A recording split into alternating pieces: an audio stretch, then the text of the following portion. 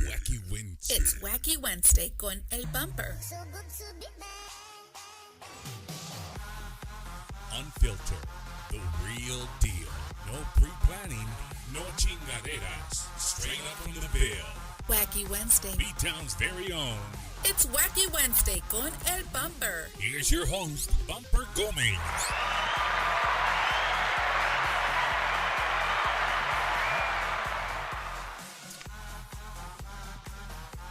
And we're Con la mosca. Oh, hey guys, we're gonna have a special guest tonight. We've been trying to take him out here for a little while. Our special guest tonight, his name is Mosca. So if you live in South Texas, you know how moscas can infiltrate your house, and it's a mother to get them.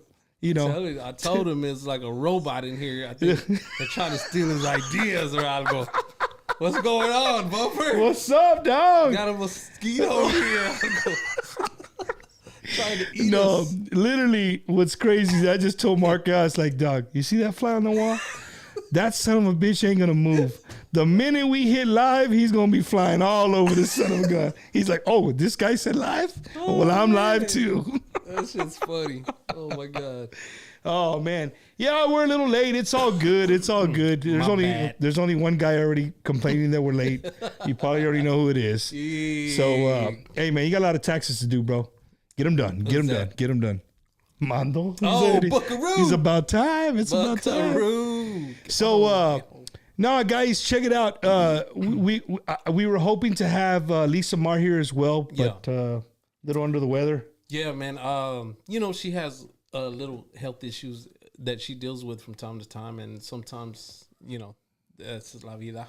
That's it, bro. Really do nothing about it, and she got sick, and she's having to deal with it. So, but Mark called. And he's like, "Bump, but don't worry, dog. I'm gonna be there. Fool. That's all you need, baby. If I gotta take out my shirt too down here, I'll go. Just let me know. Just let me know if somebody wants to see a little snap, chest man. or something. So, ladies and gentlemen, welcome to Bumper's Wacky Wednesday. If you're tuning in for the first time, on behalf of Mark L here or Dezz, yes, welcome to the show. I do this every single Wednesday at 7:30 live, and we love to interview a lot of artists in the Onda Tejana, Norteño, country. It's been going, man. It's been a great ride. We're going on a little over 2 years. Awesome. So it's a great thing, bro. Like I told you, man, I just really love one to promote the band, and then two, for your fans to get a little bit more than the guy hauling ass, taking keyboards off. There you go. Sorry, man, I don't got time for you right now. You know what I mean? You get to know you a little bit more. Right. And Markel has a story, dude. He's been grinding for a long time. You got a lot of stories, man. I can't say them all porque I'll get in trouble tonight, or I'll go. So if you don't know, if you read my preview to the show, I put Dezz or something that said it's going to be a great show or algo, because that's Markel's saying, like he's always like something or algo. Yeah. So I went ahead and went with it, and we went like that. So welcome everybody for watching on Facebook Live. Welcome all the people watching from the YouTube channel. Thank you guys for tuning in, and you could be doing 100 different things, but you're hanging out with us here this Wednesday evening. Mark. Yes, sir. Welcome to the show, Doc. Man, thank you for having me. I'm glad to see you, man, and I know it's been a minute. It's been a minute, dog. It's been a minute. I'm sorry about your pata. Damn, you had to be that good. Look, but you couldn't see it, dog. You couldn't see it. I just wanted you to know, porque if it was cold right now, I'd be hurting. I might be grabbing that leg and taking it home, because, they know about this. Some of these guys know that in the winter I go leg hunting. You go leg hunting? Yeah. But we're okay. No, right, bro. So speaking of the leg, this is what happened. Man. First of all, I want to throw this before I forget, because if I forget, I'll be so upset. Yeah. The Tejano community, the artists, the sound guys, the whole community. I just consider one big family, the whole community. Mm-hmm. Bro, I told my wife today, I could not believe all the text, the phone calls I got from all kinds of people like, Bump, I hope you're feeling better, man. If you need anything, let us know. And I'm thinking to myself, God damn, my own family ain't even called to say, bro. Like one brother's called and he's like, hey, Bump, you all right? You shouldn't be playing softball no more. That's what he asked. Everybody else like, Mo, if there's anything you need, let me know. My brother's like, nah, you too old. I don't even know why they out there. You out there playing softball, man. What's wrong with you? So, you know, I did Sunday bright early morning. I went out. I wasn't gonna go, dude. I had a late night. I went to go see Grupo Sencillo. Don't you hate that? I wasn't gonna go. Dude, I got home at 3:00 in the morning. The alarm went off and my wife's like, hey, don't you got a game? Oh, man. And I'm like, yeah, I'm not going to go. And she's like, oh, this is going to be like the third game you miss. And I'm like, I guess you're right. I'll get up. And I went, dude. And it was last inning, bro. We already were winning. And, you know, we were just, man, we were ready. We were winning, bro. And, you know, shit happens. I was running to second base or third base. Decided to try to slide. And then I said, nah, I'm not going to slide. Put my foot out. Next thing you know, you got a broken fibula. You know what I mean? But even, I don't know if you saw the video, but even on the ground, I was promoting the YouTube channel. You're like, hey. I was like, ¿Qué hubo, mi gente? This is Bumper. Make sure you watch the YouTube channel. Wednesday, brothers. Oh, man. So, no, for sure. No. Yeah, the pata might make an appearance. There it is. There it is. There's a pata. It made its appearance. Yeah. But Mark, again, dude, welcome, bro. And man, I can't wait to talk music with you and life, bro. Yes, sir. Where are you originally from? So I was born in Wichita Falls, Texas, and I lived there probably for about a good 18 years. And then, because I remember right after I graduated, and then that's when we kind of started our groups, you know, and we wanted to go to San Antonio. That's where everything was happening. That was a place to be back then. It was around 90, somewhere around there. 1990, bro? When we moved to San Antonio. And we were all kids, man. And we were like, let's go. You know, you always think about. So when you say kids, you're like teenagers. Yeah, we were 17, 18, you know, everybody. Some like my brothers are younger than me. So Richie was in the band at the time with me as well back then. So he was like, I think 16 or something, 17. And we were just kids, man. And we were trying to make it just like everybody does. Right. But you always got to go to where you think it's happening the most. You know, what is the city? Where is it going down at? If I was doing pop, well, you'd go to LA or New York. Yeah. Same thing. So it's like we can't, if we're going to do Tejano, we can't be here. You got to go to where Tejano's kicking. You got to move and yeah, for sure, man. Happening and you know. And so watching you guys live, you know, I put in the post. To me, you're one of the most diverse bands in the Onda Tejana as far as like, you guys can fucking play anything. Like literally, like I could probably go up there and be like, hey, you know, yeah, we got it. You get on the keyboard, and the guys know, and boom, you're off and running. Right. Not too many bands can do that, especially like with R&B, top 40 kind of stuff. You guys are on it, even country. You know what I mean? Was Tejano your first love as far as music? You can be real, dog. I'll be real about it. But I'm trying to think because I remember I've said it before in other interviews, but I think, you know, my dad, he was a real versatile person. So he was a musician and he was versatile. I mean, he did. Back then, you would talk about Eagles and Bread, and this was like folk music, Jim Croce. And then he would sing B.B. King. To them, R&B back then was the blues, and you know what I mean, and things like that. And if he'd sing a country song, well, then he was singing Merle Haggard. And then he'd do all that. He would do it all. I'm serious. So the funny part is when I'm a kid, I was mainly paying attention, I guess, more to that because I think, and not to say that they weren't listening to Tejano because they were, but it was Little Joe and Sonny Ozuna and all these guys. So back then. So me personally, you know, I was just, they didn't really speak a lot of Spanish, my mom and dad in front of us. You know, and I don't blame them. I mean, they had to speak English to go to work. Right. Whatever it is, they were born in the United States as well. Yeah. But being that, I would have to say we were listening to more of the English because of that, you know, that reason. But he was always playing all this stuff. So that kind of stuck to us. And we were hearing this country songs and we were hearing the R&B songs. The R&B kind of came in, I'll tell you, for me personally, I had a friend of mine that I would go down the street when I was a kid in junior high. Mm-hmm. This wasn't even junior high, man. This was still like in 6th grade. And I would go to my friend's house, and he was an African American, man. And at the time, in my town, Wichita Falls, they wouldn't play no R&B music. They didn't have a station like that. Right. So the funny part is, I would literally go to his house to listen to R&B music because he had cable radio. Now, I don't know if y'all remember cable radio, but cable radio, you had to hook up with the same, you know how you hook up cable with coaxial cable. Same thing, but you'd hook it up to the stereo. So he'd grab the stations from Dallas, and I was open to a new world. When I heard that, then I was like, oh, wow, man. I started listening to all this. That's when Run DMC started coming out, and I mean, I was into the hip hop stuff. I hear you. So I'm here, and then we were starting as kids. I was DJing for a long time, man, and so that's how I kind of got into the R&B and stuff, because I was hearing it from Dallas already, and I was in a little town.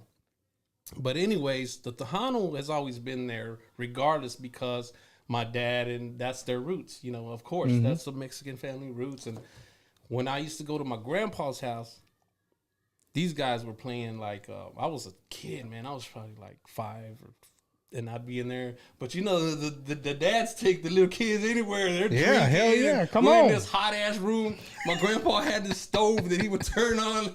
Oh my God, I'd be dying in that room, man. It was so hot. Bro, but we're raised differently, But dog. that's what I'm saying. Yes, we are. As Chicanos, we're raised differently, dude. We are. Like, I saw a meme the other day that just had me cracking up. It's like, do you wonder why Chicanos don't wake up with an alarm? Like, an alarm does nothing to them. Right. Right? Yeah.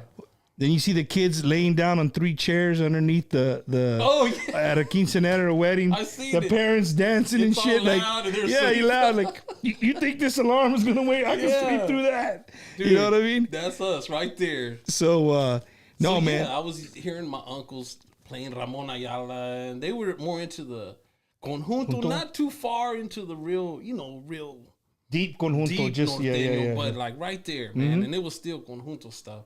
And that's all they did. And I remember going in that room every day, and they were just playing bajo and accordion and singing all day long. And all Markel, night, and man. what was the first instrument you picked up, bro? That was keys. So the keys, the piano keyboards was always your first. Yeah. I mean, dude, and honestly, I was a lot better back then as a kid than I am now. And this is the truth, because it's something that I really wanted to do when I was a kid. Like, my dad introduced it to me. Mm-hmm. And I mean, I had boards. I mean, I had, how back in the days, everybody used to have all these boards. I remember my influence was probably La Mafia. I'm not going to lie. All the synthesizers and stuff like that. Dude, oh my God. Yeah, they went for sure. To, Wichita, and I was probably like 8 years old when I went to go see them, and they were kids. I mean, little kids, man. And they played at the VFW, and then I'm looking at Armando, and he's got all these boards, man, and I'm just like, wow. I just got one. I'm amazed, man. Yeah, I mean, I probably had like 2, but this dude had like, they were 5 or 6, right? Yeah. So, I picked up on the boards because my dad taught me, started playing with him in his band when I was 8, but I was just playing organ and keyboards, and I was just a lot better. But then my interest just wasn't, I didn't really pursue it like I really wanted to. You know what I mean? Right. I could have probably been a lot better today, but I just didn't pursue it. I just remember the band told me one time, "Hey, we're losing our singer. He's quitting. We need a vocalist to keep going. We have all these gigs." And I'm like, "What? Come on, just try it." And I didn't even want to sing. This is the funniest thing ever. I never never wanted to sing. So in school, church, nothing, no choir, no nothing. Never wanted to sing at all, man. That wasn't my thing. Like, I just did it because that one time they told me, "Hey, our singer's gonna quit, and we need to do all these gigs." And I'm like, "Well, I ain't fixing to lose no money." And this is your family. This is your family's band. No, actually, this was another band already. Okay, I got you. I had already got out on my dad's and went with another band because they were playing more, and they asked me to go. They asked my dad if I could go, and he said, "Yeah, he can go." So I went and started making all this money, and I was like, man, as a kid, I'm making, shoot, man, maybe back then, maybe $100, a night. So I was like, no, man, I'll sing. I ain't trying to lose no money. Hell yeah. You get like, let's go, So Hey, bro, and when you first heard yourself sing, or when the guy say, that's good enough, bro. It'll get us through the gig. Yeah, let's just go. Let's just try it. Or I'm like, okay, man. And so after that, my interest really started to go with the vocal thing. And I was like, okay, I think I can do it, and I think I got enough skill to be able to. My ear was always really good. I can say that. Yeah. Like I can hear notes and I can do harmonies and. Can you read music? Can you read? That's something I never got into. Well, I mean, don't get it to like 95% of people who sit in your chair cannot read music. I never really got into, and that's what I mean by it. All depends on you how much you want to learn. There's a lot to learn, but I knew that I had that ear. I was just God blessed me with the gift. Like I have the ear to hear notes, and I understand all that. And some people it's hard for them to understand that. Especially vocalists, harmonies I'm just getting to the point. I mentioned this last week. Mm-hmm. I'm just barely getting to the point to where the more that I've done the show and the more I go to see people live and listen to music, I can take out the vocals. I can take out the back out vocal. The drum. I can just hear the drums and I just focus on that. Right. Like everything else is just bleeded out. Right. I didn't used to be able to do that. Like it was just all one thing. Like, hey, I like the song, what I mean? Right. But as you start, it's like anything, listening. right? It's like when you start reading a book, you get further, you get better at reading books or whatever. You get better. You just get better at something, and it makes it interesting now. Mm-hmm. Yep. You know what I'm saying? And if you get really good, like I tell you this, I think what's really cool is I've had producers sitting in your chair or we're just talking, like not in your just bullshitting, eating dinner or whatever. Mm-hmm. And I'm like, hey, what did you guys think about this song? And they're like, that's a Mario O song. Mm-hmm. I'm like, how the fuck did you know that? That's funny. You know what I mean? And then they're like, that's a Zavala song. Mm-hmm. Yep. I'm like, bro, but it doesn't sound like Gable's other. He goes, but I already know. Like, and it's crazy, bro, that there's people out there that can differentiate. Definitely. You know what I mean? Like, this comes from this camp. This comes from this camp. Like, it's cool. It's a cool thing, man. It's very cool to have your own, especially producers, being able to have your own style. Is very important. That's like in the pop scene, or you go. I remember back in the days, people would go get a beat from the Neptunes. Well, their whole style was whole different from Dr. Dre, or you know what I mean? Like same thing. It goes in every genre, man. It's for sure, man. So that's what's so crazy, But that's where you get your differentials right there. And the other thing is, I've interviewed people before, legendary artists, where they say, sometimes they remember the older people telling them, hey, man, you made it when you have your sound. When somebody hears just the very beginning, right? That's a Palomino song. Definitely, right away. That's the truth. Like it could be whatever. The minute you hear those first 2 or 3 notes, it's like boom. It's a Mafia song. It's a Ma song. Whatever the case may be. Right. And I think our genre, bro, we're not at a standstill, but we're at a point to where we have to be open to listening to different stuff. Of course. You were saying you moved here to San Antonio because you wanted to be in the heart of Tejano music. Right. As a keyboardist and a vocalist. Mm-hmm. And what'd you do? Like you guys got here and be like, okay, now we're in San Antonio. What do we do? Well, I mean, like I've said it, you got to have a certain kind of work ethic. I always say that because I've had some younger artists ask me, well, what did y'all do? And how did, with Dezz, of course, but what did you, it's the same thing. And I always say the same thing over and over, man. Like it's a worth that. How much work ethic are you going to put into it? Because a lot of people don't understand that it's a lot of work. And it's like somebody going to be a doctor. Well, that man, whoever's going to be the doctor, he's got to go to school. He's got to pay for school. He's sacrificing whatever he's got to sacrifice. Doing internship for like years, not getting paid. Man, music is the same thing. It's the same way, man. And you have to put in the work and to get where you want to be. So I know when we got here, I remember we definitely had a demo already because we knew we were like, And I'm not gonna lie, I remember What was the name of the group, Marco? back then it was El Barrio Band. It was the first. El Barrio Band. Well, not the first band, but that was the band that we were gonna be like, hey, That's let's what you were going going to to start with in San Antonio. Yeah. Got you. So we were like, let's go, and we went. And I remember we went to Joey Records, and Joey was like, hey man, you guys y'all just different, and let's record. And so our first album we recorded there at Joey Records. I remember, and next thing you know, I think right after that, Sony hit us up. Heard us at some, I don't know, we played at some, the Conjunto festival when they used to have it at, was it Mission Park or It's still on the there. south side? It's still there. going Yeah, on. it still goes So on. back then we played at it one time. Sony heard us, gave us a deal. Jose Rosario and all these guys. And back then. what year was this, Mark? Man, this was like 91, 90, 91. Dude, so it happened like right when we moved, man. Like everything just went like this. hey, and I bro, was like, and so wow, you man. were smack dead. You were smack dab in the middle of Tejano booming. Like, Oh yeah, even right before that last, like, yeah. you know what I'm saying? Like 92, 93, 94, dude, that shit Yep. took off like Oh, man. wildfire, bro. It went crazy. Um, It did. and so being here in San Antonio, so it's you and who else is part of the Barrio Band? Back then, it was the other thing that that's the funniest part is we had some older people in the group at the time before we moved. I remember, but we had to make a decision because we knew some of these guys had families, and we started talking, and we're like, we're kids. We didn't have no responsibilities back then. We were just like kids. Right. So about three of us: Pete Bustamante, Isaac, and then we had my brother Richie, and my cousin Rick was playing drums, Lerma at the time, and then it was me, and then Pete had a sister, and her name was Mary Ochoa, and we all got together, and it was like a girl and guy thing, singing and playing and all that.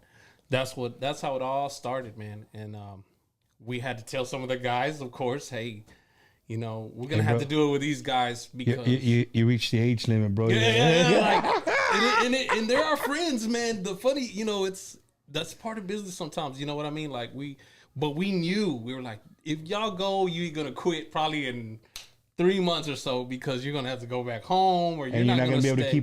keep up. Yeah, you're not gonna want to play. You're not gonna go on the road. So you did it like that or what? and kind of we're just like, sorry, man. So we got these other young cats, and we moved, and we left. And luckily, like I said, it worked out because we got the deal. The Sony gave us a record deal, and I remember me and Pete would come up with the songs, and he would write the songs, man, and we'd come up with the songs. Okay, we're gonna do this. Hey, Marco, so you not growing up speaking Spanish, bro? Yeah. How in the hell would you? I always like to ask people. You know what I mean? Like I hear people like A.B. Quintanilla. I know he speaks Spanish like I do, bien mucho de madre, right? Right. But the dude writes, he writes Right. badass Well- Spanish lyrics. You know what I'm saying? How do you do that? Well, back then I wrote them in English. See, you don't have to write a song in Spanish. You can write a song in English. Back then, the same melody that the Spanish song had, I would write it in English, all of it, the whole song. And then I'd be like, okay, Pete, I got it. This is what I want to talk about. This is what I want to say. Dude, but that's difficult, dude. It's Look, Not really. I mean, well, To maybe me- for some people, it might be. to take a English, like when you I always talk about these two people I follow on TikTok, Kate and Alex. You follow them? They sing country. They sing Oh, yes, country I do. music. They're a couple, Yeah, but they in sing. They Spanish. change in Spanish. Yes, I heard. Bro. But they take the country songs, Right. and they change them to Spanish words. But to make it rhyme and to like, bro, words are totally different. It is. But that's why, like, if Pete was always by my side, Right. we were always like a team. And I'd come up with these arrangements back then, and then I'd be like, and he was good at that though. So see, some people are just good They at can that. just do they it, just yeah. know already like what Yeah. to say, and I'm gonna change Even this. if it doesn't say exactly that, it's somewhat in that ballpark. Right, it's somewhere right there. But hey, we're gonna, For and he sure, was really for sure. good, man. And we had some great songs. I mean, that we came out, and actually, the thing is, of course, in that era again, we were signed under a company that had La Mafia, David Lee, Jay Perez. I think there was, I don't know who else was signed on that at that time. Sony, right? There was so many big artists that Sony had to pay attention to. That's where the money, of course, whoever's selling the most at the time, They're the ones that are going to They're be gonna getting get all the the money. attention. They're going to get the So money. Markel, let me ask you, bro. I'm gonna back you up just a little bit. Small town kid, you move to San Antonio. You get here, you get signed by Sony Records. They write you a check. Yeah. What the hell did you do with that check, bro? Do you remember? Yeah. We spent it on equipment because we were like, we're going to need this. We're going to be playing. Let's buy this. We're going to need this. Good shit. Yeah, whatever it is we needed. Nothing If it from was the a pawn PA, shop. New yeah. shit. No, whatever. If it was a PA, I remember we spent it on all that kind of stuff. And then some of it. You didn't do nothing for yourself. You had it. Oh man, I remember we definitely bought equipment with it. Wow. PA and just to make sure there's that people was I went and bought me a new car. That's what Whatever. dude, and they do, and that's probably one of the biggest mistakes people make in this business because it's a You're one business, here wondering man. what do you got to show for? I got a car. Hey, I ain't gonna lie. We were kids, and in the beginning, I remember we probably were like, "Oh, we're gonna get." Oh yeah, It's a lot of money for a Yeah. kid, dude. And then some of it, we did have to spend. We still had to have our budget for recording. I remember, like they'd give you this money, but then you still had to save like $5 or $8 to go go in the studio, right. So back then we were going to the first album. We went to Manny. Yeah, I was over there on the south side, and we went over there and recorded the first album. We had to dish out that money, The second, Gilbert's Velocity. I don't think people understand that, dude. I just had a conversation with Mike Gonzalez the other day. Shout out to Mikey G. He actually brought me over some wings and some There you fries go. on my first day, man. He came and brought me some, and we were talking about record labels, and I asked because I want to know, like, Right. knowledge is power, right? And you know what I'm saying? And I asked him, so if a record label, this record label gives you $20,000 for this album. That's not just a $20,000 check. No. From that $20,000, you're gonna pay for you moving around. Right. Your anything that they got to do. You needed mariachis for the song, all that. So at the end of the day, when you're done, and then you got to go in the studio, it costs $7,000. At the end of the day, Yep. your money taken home from just the record label could be only $700. Could be. It could be depending. on what You got. guys make your money on the road, and Right. and that's what I really wish. I really want to stamp to. It's still like that to this day. Like, Oh, it is. these guys make a living being on the road, so they make a living when you guys go and see them at Definitely. at gigs. Right. That's how they make money. Right. I think our perception of people is that your music's being played on the radio, you're famous and you're rich. No, it is, and People think that. yeah. Right. Oh, Or they start to see you walking out of the bus, and yeah, and it's like, everything's cool, but they don't never see the behind. behind the scenes, bro, scene and it's a not business, like that. man. It's a fucking business, It's bro. a straight business, and if you don't have your business together, you will fail. You'll fall on your face, just like anything else, man. So you have to do things the correct way. I know with Dezz, we had that discussion, and because of course you learn. We've been doing. I've been doing this a long time, and I already know. And you learn, right? So you learn from even little mistakes that you made in the past or whatever. So we definitely have an account for just, hey man, Revolving business account. and there's money always in there. And because if something happens, like, we don't know, we might be on the road and your tire It blows goes out. out, or your engine goes out, or hey, what are we going to do the next weekend? And we don't have a car, or well, now we have the money to say, okay, we got to fix it. There it is. So we already started that from the But beginning. Markel, I'm gonna tell you right now, bro. There's a lot of people that don't think like you do. I get it. They go to the gig and it's like, bam, bam, bam, bam, bam, But and you that's have to, it. but you have to understand maybe some of the younger people might not get it because they haven't been doing it. So we went through all this stuff back in the days to understand. Right. We got the chance to play with the big bands and look and see. We probably were employees. We weren't business owners back then, but still, we're looking and I'm paying. Me personally, I pay attention, and I'm like, man, they got to do this and they got to do that. Okay. So if I ever I know what I got to do. I'm thinking already ahead, ahead of the game. And it takes money, man. It takes money to make money. One thing I've learned is like, you get a group and it's like, hey, I need you for a quinceanera. How much is it? Right. It's $4,500. And you're like, okay, $4,500.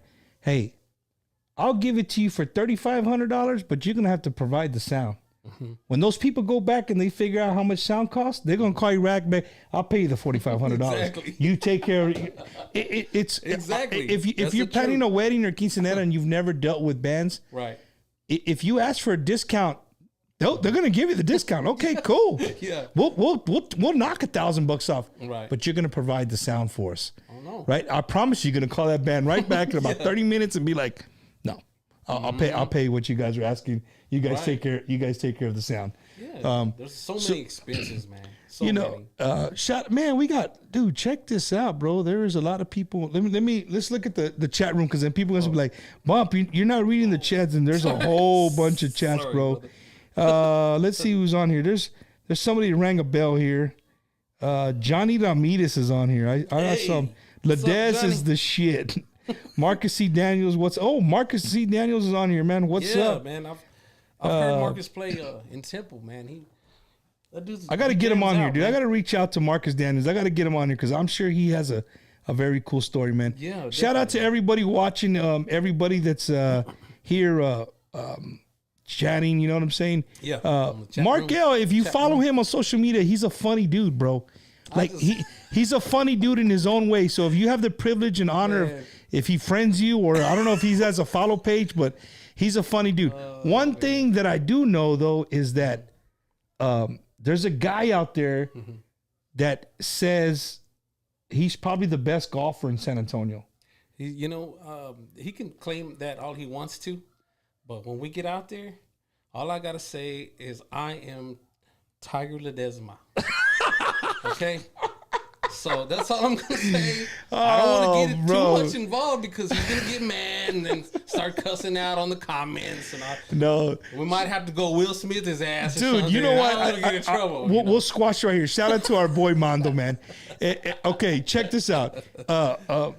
Mondo, what I'm gonna do is I'm gonna take my YouTube channel out, and the next time you guys go golfing, when I'm fixed again, I'm gonna follow you, and I'll be the bearer of truth, right? I'll tell the people really what's really going on. Let's settle this. Settle it, bro. That's it. I'll go out there and be like, okay, Markel really kicked the shit out of Armando's ass.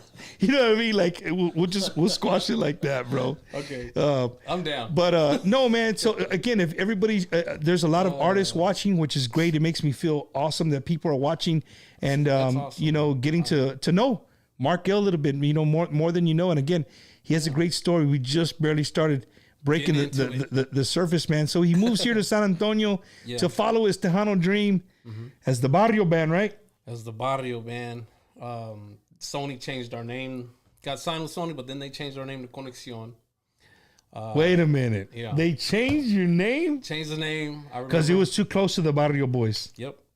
And I remember they said, no, we got to change the name, man. It's too close, and they might get y'all confused. And again, we had a young band. We were kids as well. They were kids too. Yeah. And so they changed it, and we're going to use this. Y'all like it? And I remember we were kind of like, do we have a fucking choice? I guess, like, yeah, all right. Hey, Richie wasn't there. So, hey, he wasn't there saying, Barrio Boys is our last name. You can't just cut it in half. Like right. Something or algo. There you go, man. No, but yeah, man.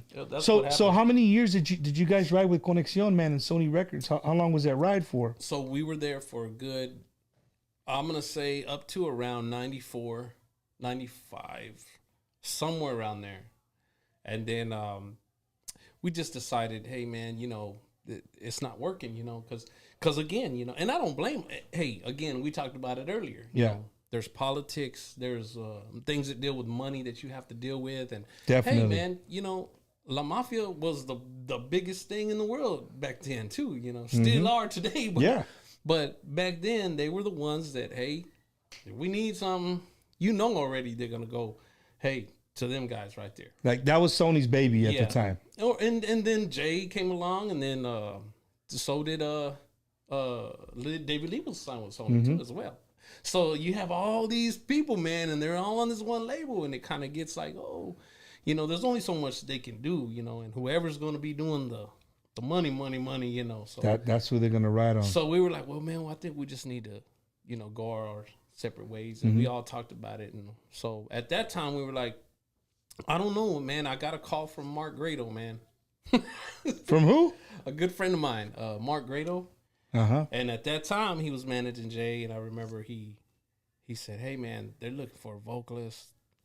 I want to see if you want to come in and come over here and sing with Jay, man. And I said, well, I still had the band. I was still with the band at the time. This was probably in the middle of 95, somewhere around there, man. Not too sure, but it was somewhere around there. And I was like, well, so I had to wind up telling the guys, hey, man, I'm going to go try this. You know, I'm just going to go see So who's what this? Jay's calling you or Dave? His manager, Mark Grado. And I knew Jay, but we had just met here and there, you Right. know, because of the label or something. And actually Gilbert Escobedo, the guy that used to play, or he's actually managed the Latin Breed too back in the days. But he was the one that was, I remember we used to go practice at his place. And him and Jay were good friends at the time. And that's where first time I probably had met Jay, and Jay came over there to talk to him. He was managing us, Gilbert was. So we were there and playing, and we started singing an R&B song. We started singing End of the Road, and then Jay just walks in the door, and he's like, man, y'all played that right now? And I was like, yeah, man. You know, and again, we're kids, so I was a big Jay fan. I ain't gonna lie, man. He's a great vocalist. Yeah. You know, so I was like, that's Jay Pettis, man. You know, just walked in here, and so all that, you know, being said, that's how I kind of knew who he was, and we met, and so the funny part is I get to practice, or I get to go to to go do my audition. You know what I mean? And I guess he didn't know I was coming or something. So I get it's funny because Jay says, "Who's this?" And I was like, "Oh, here we go." So I was like, "Oh man, am I in the wrong place or what?" And then Jay's like, "You need to sit down. I didn't know you was even gonna come over here or whatever. I didn't even know you was gonna be here." Like that. Yeah, so I was like, oh man, what the hell's going on here? So I'm like, well shit, my bad, you know, shit, they told me to come over here. I don't know, whatever, you know. So but it was because they had just hired another drummer as well, which was Joe. Because Chente had started his career. He was getting out. It was just like this whole transition was happening. And Chente was getting out to start his own group, and it was all happening right at that time. Dude, isn't it crazy, bro? Like you're talking about people who Chente Barrera. Yeah, man. Jay Pettis, like, you know, and you're talking like it was just like, hey, bro, we were just in there. Yeah, cool. I mean, it was just like that, you know. And I remember it, you know, and so I was sitting there, and then but it was because he thought Joe was going to be able to just do play the drums and sing. So then they gave Joe a chance, and didn't work out. Sorry, Joe. Damn. So I was like, oh yeah, I got a chance. So yeah, you know, Joe wasn't really a vocalist, of course. He was just a drummer. So I said, okay, cool. So then Jay says, okay, well, let's just see what you could do. And that's how I got the job. And Jay was like, man, he's like, yo, man. He's like, just do this. He goes, this sounds great. I was like, okay, well, cool, man. And that's how I got the job with Jay. And I was there for almost 5 years, man. So you were backup vocalist, Jay, for how many years? About 5 years before I went with David Lee. So 5 years there, from probably like, I'm gonna say 4.5, whatever. I really don't know. Right. You know, what years start blending in. Yeah, I don't know, man. But I got you. It was around that era, 95 to 2000. You know. I got you. And yeah, finally, you know, those, like you said, that's when it was just, the frenzy was crazy, man. And we'd leave on Thursday and we'd get home on Sunday, and you know. You don't even know what the hell just happened. Dude, I mean, we were kids making money like nothing, like regular jobs, you know, just making money, man. So, and we're good until next Thursday. Hey, man, I'm just so, I kind of put my bed to the side, which was kind of probably, I mean, I don't know. I mean, everything happens for a reason, right? Yeah, I mean, hell yeah, yeah, for sure. That's how I look at it. Yeah, no, for sure. So, unfortunately, I just was like, man, I got to do this. I mean, we're doing well over here, you know, I'm getting paid every week. I mean, I'm good, man. Dude, and when you're playing with Jay, I'm sure you're playing all over the United States. I mean, we were playing everywhere, especially back then, like I said, because it was so big. Tejano was booming everywhere. It was big, man. So, I mean, again, we were on tour, and you talking about tour, you talking about leaving sometimes even on Wednesday, and not getting back till Sunday. I remember. Or Monday early the hell in the Monday morning. in the morning. Yeah, because we'd play Sunday night too somewhere. Wow. And that's how it was. And we had a good time, man. It was fun, man. I mean, I think, you know, I always refer back to, you know what I mean, when I go live on my live, sometimes I go backstage and it's like, because you're talking about, man, you don't even remember. You started on Thursdays, and I could imagine doing what I'm doing now if I was doing it in the 90s. oh, dude. Like, then it would be the way I picture it, because, you know, now I go backstage and I'm like, yo, they're like, Bump, come on. I'm like, hell yeah, these dudes going to be partying back there. I'm going to get some good footage. I go back there, these mofos drinking a bottle of water, sitting down somewhere, like looking at their watch, like, we got 5 more minutes. Yeah. All right, we got 5 more minutes done. I'm expecting to see women all over the place. Oh, man. You know, everybody just having a great old time where they're like dragging you onto the stage, but it's like, it's a complete opposite, bro. Yeah. I'm not gonna say all bands are like that, but there is a lot of bands like that. There is some bands who do keep up with what you think is happening backstage, man. Right. Markel, so you're with Jay, man. You touring for 4 years. Mm-hmm. Do you look back at those years, man, and you know, Jay being such a great vocalist, such a staple in our music, that you think you took a lot of things from him? Of course, man. You learn all kinds of stuff. I learned till this day. I learned a lot of things when it comes to being a vocalist. That's where, like, again, when I say I stopped playing the keys, because I really wasn't. It wasn't my whole interest, right? So that's what makes the difference between that and me being a vocalist or whatever. When I started doing that, I really liked that. Like, I thought, okay, this is kind of cool, man. I like this. I just gotta sing. I ain't gotta do shit. Well, maybe that too, right? But no, my interest was more like, hey, man, you know, and I knew that, again, I had this ear, and I was like, man, I can do certain notes, and you know, when you're singing with Jay, you know, Jay has he's a very skilled vocalist. You know, you don't necessarily know where he's gonna go sometimes, and you have to have that ear to adapt really quickly to, okay, he's gonna go up, and then you start to get the hang of it here, and then you're like, okay, I got it. And then you start to, okay, I got what he did, and then the next weekend I got it, and then you do it. So let me ask you this, and I hate to put you on the spot, but it's Wacky Wednesdays. It happens sometimes, bro. Let's get a little wacky. In the 5 years that you were Jay, can you remember a time that he pulled you aside and said, "Hey, man, do this, not this, or do this"? I mean, because, you know, being on the road, you're learning on your own. You're watching, you're listening. How he changed all this. But my question more is, like, as a mentor, did he ever, do you remember a time where he's like sat you down and be like, hey, man, you know, when you do this, try maybe doing it like this or like this? Of course. A lot? It wasn't a lot, but it was every once in a while, you know. That's because cool, I think man. he knew. And Jay knew. He knows who's talented. He knows, man. Right. He knows who's got it, who don't got it. He has that ability. He knows that. And so he knew that the guys in the band, and it wasn't only him that we learned from, man. When I was there, Jerry was there.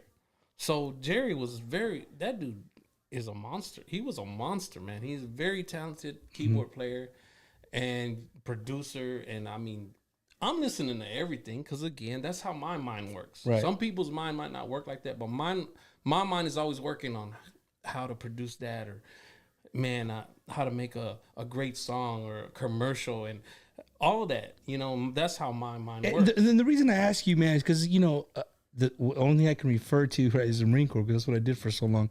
But, you know, being a leader in the Marine Corps, you know, I remember a guy, when I was first coming, he's like, hey, man, if you want to be a great leader, don't just find one and think that's the way you need to be. Oh, no, man. You know, you want to take the good, if there's some good things that he does, take it. There's some bad things, like, hey, I never want to do that. There's some good things that he does, bad things, and then you make it your own. You become your own leader, right? So that's why I kind of asked you with Jay, like, you know, I think it's cool that somebody of his stature would stop and give you the benefit of the doubt and be like, hey, man, you know, check this out. Maybe do this, do that, because later on he knows that you are going to become your own vocalist in your own right. You know what I'm saying? I think it's like I seen this is dealing with sports. The same thing with Jordan and when they talk about Jordan and Kobe, right? Mm-hmm. And Jordan says, "Well, I knew Kobe. Jordan was supposed to be this furious guy that, I mean, he was fierce and nobody wanted to talk to him, right? Yeah. But he knew that Kobe stood up to him, right? And was just a kind of person was like, look, I'm trying to learn from you, And when you, I guess with anything, it works that way in anywhere, right? Yeah. Like when you know somebody's really trying to pay attention and listen and learn, and so then that guy that's more skilled than you, he's gonna start to teach because he respects knows. that. Yeah, it's a He respect thing. And yeah, it's like, for sure, man. I know this guy can do this, so I'm gonna show him a little bit of what I know, And I think it should be like that with everybody in this whole industry, and it's hard to find people like that, man, that want to just kind of show. We talk about that all the time, man. I think that in the Tejano industry, I don't see it, and there is people behind closed doors, and they don't want the attention, right? But is there these 8 artists that have been around doing it for a long time? Right. Are they behind the scenes reaching down, helping these young artists and saying, hey, man, don't get discouraged. Yeah, this song you might have sound like shit, but hey, do this or do this and fix it. We had Johnny Ramirez on the show not too long ago, and he said something that's it's been stuck in my head. He's like, hey, man, you got to perfect your craft. Like, exactly. Like Bobby Pulido still takes vocal lessons. That is, you know what I'm saying? And you said it earlier. You was like, you can never stop. Your brother put in the things. You guys got that money and you invested into yourselves. We did. You didn't go and buy a car investing into you. You invested into the band, into your future, right? That's how serious. Right, because you're taking your craft serious. Yeah. Johnny said, like, you know how many people come and give me a CD, like, hey, this is my single, and he says his first question is always like, what do you think? He's like, well, we could. Well, here, take it back, give it back to me. When you're giving it to me, being like, I put everything, blood, sweat, and tears into that. He's right. That's dude. That's probably again one of the biggest things that the artists fail to understand is about the work ethic. When it comes to even the music, I feel like some people, even to this day, man, and some of the big artists do it as well. And I'm not trying to start no crap here, but to me, I feel like they still with these fillers sometimes, and it's always, well, we're just gonna put this filler on the album. You good? Are you good? I'm good, thank you. Yeah. Just to finish it sometimes. And to me, I don't like that. Like, I'm just like, man, is there any kind of, it could be a little bit of just, I don't really like that song. And maybe it's just this tiny, I'm scratching that whole song. I don't want to even do it. Even, okay, so to the people watching, if you don't, he's speaking studio talk, which I'm barely starting to, so like filler songs, right? They know that on the album, there's going to be 3 or 4 hits, tops, right? The other 9 or another 8, they're just like, hopefully, hey, maybe it catches, maybe, you know what I'm saying? It's what they consider a filler song. Yeah. But dude, it's amazing to see how many of those filler songs have become hits. True. You're right. You know what I mean? And they do sometimes. I talk to Johnny all the time. He always tells me, like, man, sometimes artists would get pissed off at him because, like, hey, man, this is the single we're pushing. Oh, okay, but I don't like that one. I like this one.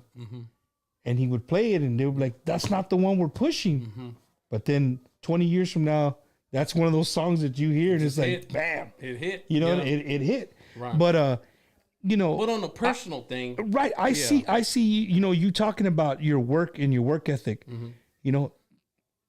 He's right though, right? Like if you had me a fucking song, you're gonna be like, wrong. I gave everything I had into that song. Right. There's not one piece like, man, I could have done this just a little bit better or changed it or whatever. Then you should have done it. Because I'll tell you right now, I've been in that predicament in the past where I've sung a song, whether it was with Grupo Alamo, right, or whoever. I've sung some of these albums that I've done, whatever, David Lee even. And I remember, and I would go, and I was mad at myself, definitely pissed, because when I got home and I would listen to it, and I don't really listen to my stuff a lot. That's another thing about me. It takes a lot for me to go back and listen to the album I did. But I remember I went and listened, and I was like, I was so mad, because I knew that I could have done that song a lot better. And at the time, sometimes I think, but back then, sometimes they're, people get in a rush and they want to get the done because time is money. Right. Studio, The you're paying studio for costs time money. It costs hourly, baby, by the hour. and I get it. But so nowadays that we kind of have our own little control over that, I'm like, I'll do it 100 times if I have to, because I want to make sure that when I get it out that I'm going to feel good about it. And I'm like, yo. You're not going to be like, man, I should have done this. Right. Or I should have done. Coulda, woulda, shoulda. I like it. For sure, man. So now, I mean, this is growing experiences, man, that you go through. And then, it's like. But you know what I mean? The thing is that you own up to it, right? You're admitting that some people will be like, nah. But we need to, for the younger people that are coming up, so that they understand it's okay to be at the studio and do that song 100. Don't get frustrated. Just do it. Do it 100 times. And you know what, Mark? I don't think a lot of people realize. People in the chat room, there's a lot of music people on here, so that they understand, right? But to the normal fan who watches the show and you get to know your artist a little bit, I don't think, and maybe it's me, maybe it's just the way I think, but I don't think people realize how much hard work it takes to putting together one for writing a song, getting the song together, getting the arrangements together, getting into the studio, getting the right producer. Like all these things have to all line up. They're all over the place and they have to line up. Yeah. Right. And once they line up, okay, let's run with it. And even when it's lined up, it's still not still not good. But it's that 3 minutes that's actually 10 hours. That 3 minutes that you listen to has hours behind it. A day or two sometimes, dude. So I had the homeboys here, a conjunto band, the homeboys, one of the top conjuntos right now in the industry, and they're like, "Bump, I'm gonna come by and borrow your studio. We want to rehearse. We're recording a new album, and we all want to come together. And this is a central place." And I was like, "Dude, come on, bro. Whenever y'all want." Dude, those dudes got here early Saturday, bro, and they didn't leave this house until Sunday afternoon. I get it. You know what I mean? Yes. And they were in here fucking grinding. I get it, bro. Like you think it's like you think like, oh, okay, he plays the bajo, the accordion, boom, it just, hey, that's a song I'm gonna do. You sing it. It's not like that, bro. No, man. It's like hey, do that again. One more time. And they'll change one more fucking time. And I'm just like, and the other one's just watching. Okay, trying to feed off this one. You're feeding, and it's amazing. It's awesome, man. But I caught a little bit for the YouTube channel of them working because I want people to know it, dude. It's hard work, bro. It is. It's not easy to record albums, and a lot of people think again. You just walk on stage. You don't know looking sharp. You don't know the inside, man.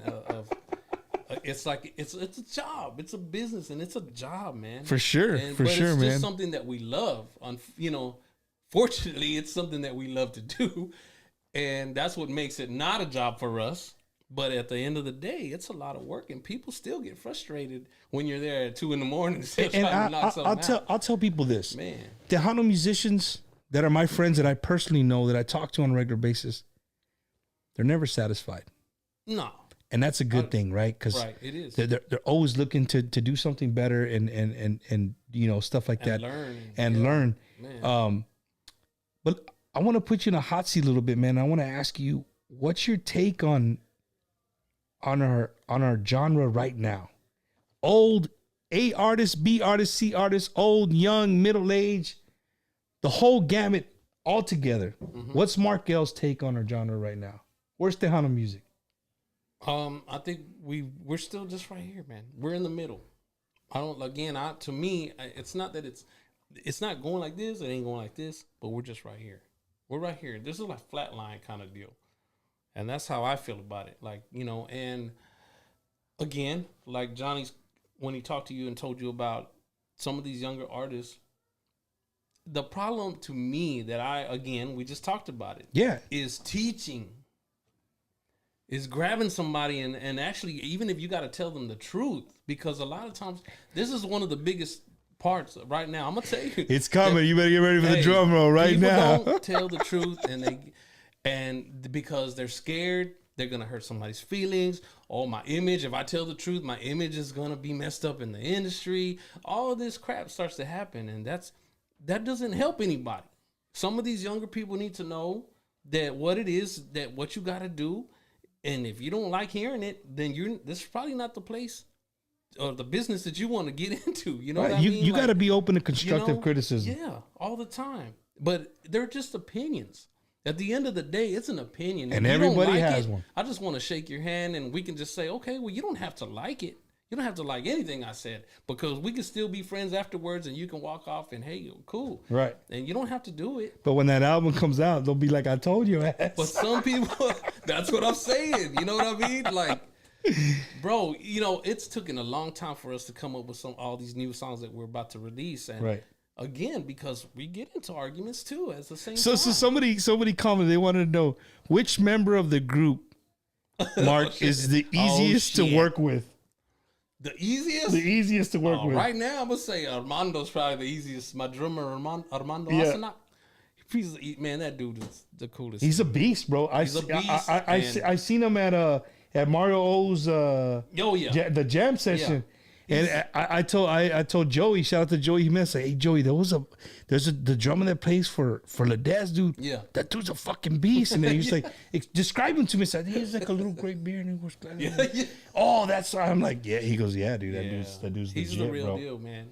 But he's the easiest. He's real laid back and. So there's your answer. Just wants to play. The drummer, he's the easiest to. Everybody else, we're just Will Smithing each other's ass. Just, shut up. Oh shit, bro. Shut up, David. You know, and the reason I ask you, Mark, is because a lot of people watch the show, and I'm a big advocate since I started the show. I'm a big advocate for new artists. I try to be.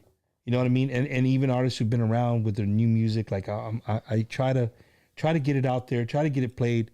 And I understand that. I understand the process of like, hey, it's got to be good shit. Right. You can't give me a fucking half-ass album and think that you're gonna be the next Borracho de Besos. Like it just doesn't work like that. No, man, it doesn't. Unfortunately, I will say there is sometimes with even in like when I hear pop songs that I get disgusted with, and they could be mixed by badass producers. It's the craziest. I don't.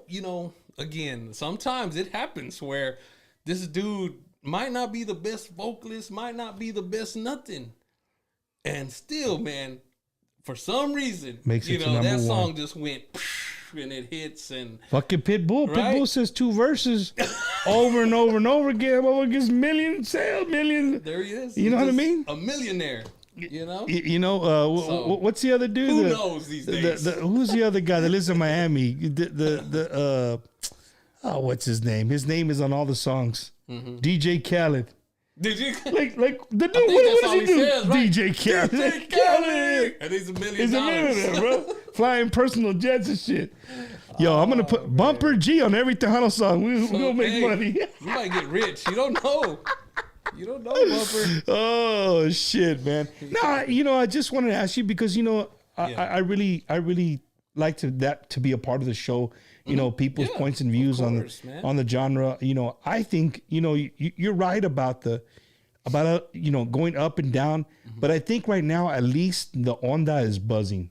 I've been saying that for the last couple of months. Yeah. I think it's buzzing. There's a lot of new things coming. We're back on TV thanks to Gabe Zavala and those guys at the Tejano Music Awards, the TMA TV. If you guys haven't subscribed, make sure you subscribe to that. Anything that's Tejano, back it, like give it your support, man, because that's the only way we can keep our stuff buzzing. Yeah. Now, I'm gonna take you back to the word. We're kind of like right here in the middle, right? I don't blame that on you guys. I don't blame that on the artist. I don't blame that on the radio stations. I do a little bit. I'll take that back. I'll reverse a little bit. What I do blame it on is on the fans. Okay. And the reason I say that is because we, as Chicanos or Tejano fans, like, we love the old shit. It just gets us in our feelings, right? I get it. I mean, and we're stubborn because we're not open to like, man, turn that. I don't know who that is. Turn that shit off. Put on this one. like, hey man, we'll give it a chance, bro. Because even that song that you love started like this song somewhere along the road, right? And if we want to grow and expand and maybe reach a younger generation, we have to be able to be okay with new music, man. Yeah. So to the people watching, you guys say, Bumper, you say this every week. I'm saying it every week because I want to embed it in your head. Like, as Tejano fans, dude, again? Be open to new music, right? Hey, it's okay to say, man, that song fucking sucks. Cool, I'm cool with it. But you listen to it. But you listen to it. I agree to that comment. You know what I mean? Hey, just be honest. Yeah, like it's hey, okay. It's cool. We'll go back in the studio and hey, we'll work harder. Somebody mentioned that. Like somebody put like, I think a lot of people, a lot of people. The reason you get that quality, I think, is because a lot of people do it from home now. I mean, the amount of technology that's out there, a lot of people can do a lot of. Let me also say this: you can record at home because the technology is the same if you know what you're doing. First of all, it's after that. It's the mixing, it's the mastering, that part, all that stuff. Afterwards, you can send the files. I could send my files to LA after I get done at the house if I want to and pay $1 million to an engineer and say, hey, mix this song for me. And he's going to make it sound like $1 million.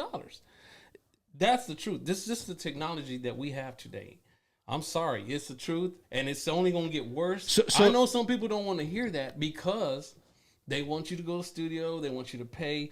But I'm gonna be honest. Some artists don't know how to do that stuff. Well, and at the same time, dude, if they're a new artist, like man, and we don't live in the days of Sony Records and Capital EMI where they're helping pay for the studio time and whatnot. But it's expensive, bro. It's not cheap, expensive. And it's expensive for a reason. Like the producers, those guys, they put in a lot of work. That's how they make a living. Right. Everybody's got to get a cut, right? Everybody makes a cut. Right. For the 3 minutes that you enjoy listening to that song, as Markel said earlier, it takes a lot of fucking work for you to listen to those 3 minutes and jam out in your car, man. Yeah. But to the fans, dude, la mera neta, like, please just be open to new.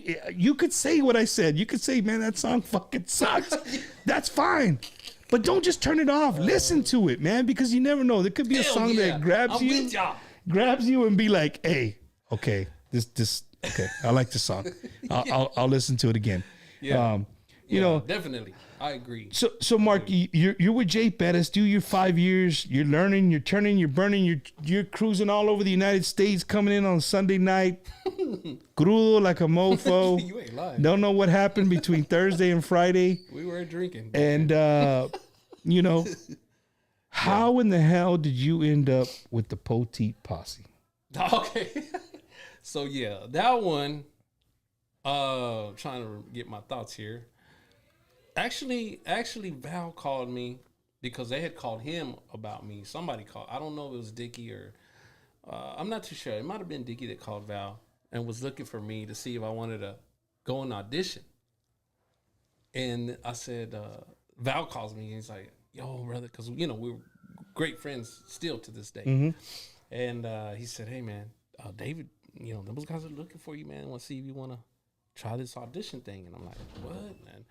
And I thought they had a sing. At that time, they did have. It was Joey. Joey was just Martinez, I think it is, that had just got in the band and he was doing an album or was trying to get that album done with them.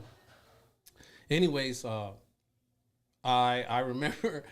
So I got a call and then I finally got to talk to them and they were like, "Well, just come to the ranch." They still wanted to do the audition, and we've known each other, but just like hey, what's up? That's going by, yeah. Because I was with Jay, probably, right. And everything was just, hey, what's up? That's it. Both with Sony. Yeah, and hello, and that's about it. And then, anyway, so took off to go do the audition, and I remember going to the ranch, and we did a couple songs, and then Dave was like, okay, well, yeah, man, do you know some of these old school songs? And I was like, well, I do, but to me, it was still a different style because what we talked about earlier, when I'm hearing my grandpa sing, it was like Ramon Ayala conjunto old school style. You know what I'm saying? And he was used to probably hearing Los Chachos and, and later on I found out about them guys through him, through David. He taught me a little bit about those guys. But anyways, it was just a different thing, you know. Different vibe. Yeah, I knew por una mujer casada, and then no, but he's like thinking, no, this over here, you know. So, you know what I mean? Like, it's like that, you know. So, anyways, it was kind of funny, but I was like, okay, cool, man. But that's what happened there. So I got the job, and I remember David calling me. He said, hey, man, I think But before you say you got the job, did they ever ask, do you own a cowboy hat? Do you own boots? Yeah, they did. Actually, that's all before you even sing. Like, do you own a cowboy hat? No, actually, it was David's idea. David sometimes wants to change things up. He's not just a real serious, no, you got to do this. And sometimes he want to be like, hey, let's just change it real quick. Yeah. Let's just change it real quick. I didn't mean to cut you off, but I just, it's in my head. I want to tell man. you. But he's that kind of guy too, man. So he, you know, he's like, yeah, let's see what happens. You know, and I remember he said, no, you don't have to wear a hat. Let's just see, you know, what happens. I still had to wear of course, I had to be in the shirts and the belts and the boots and pants, you know. But that wasn't your style? I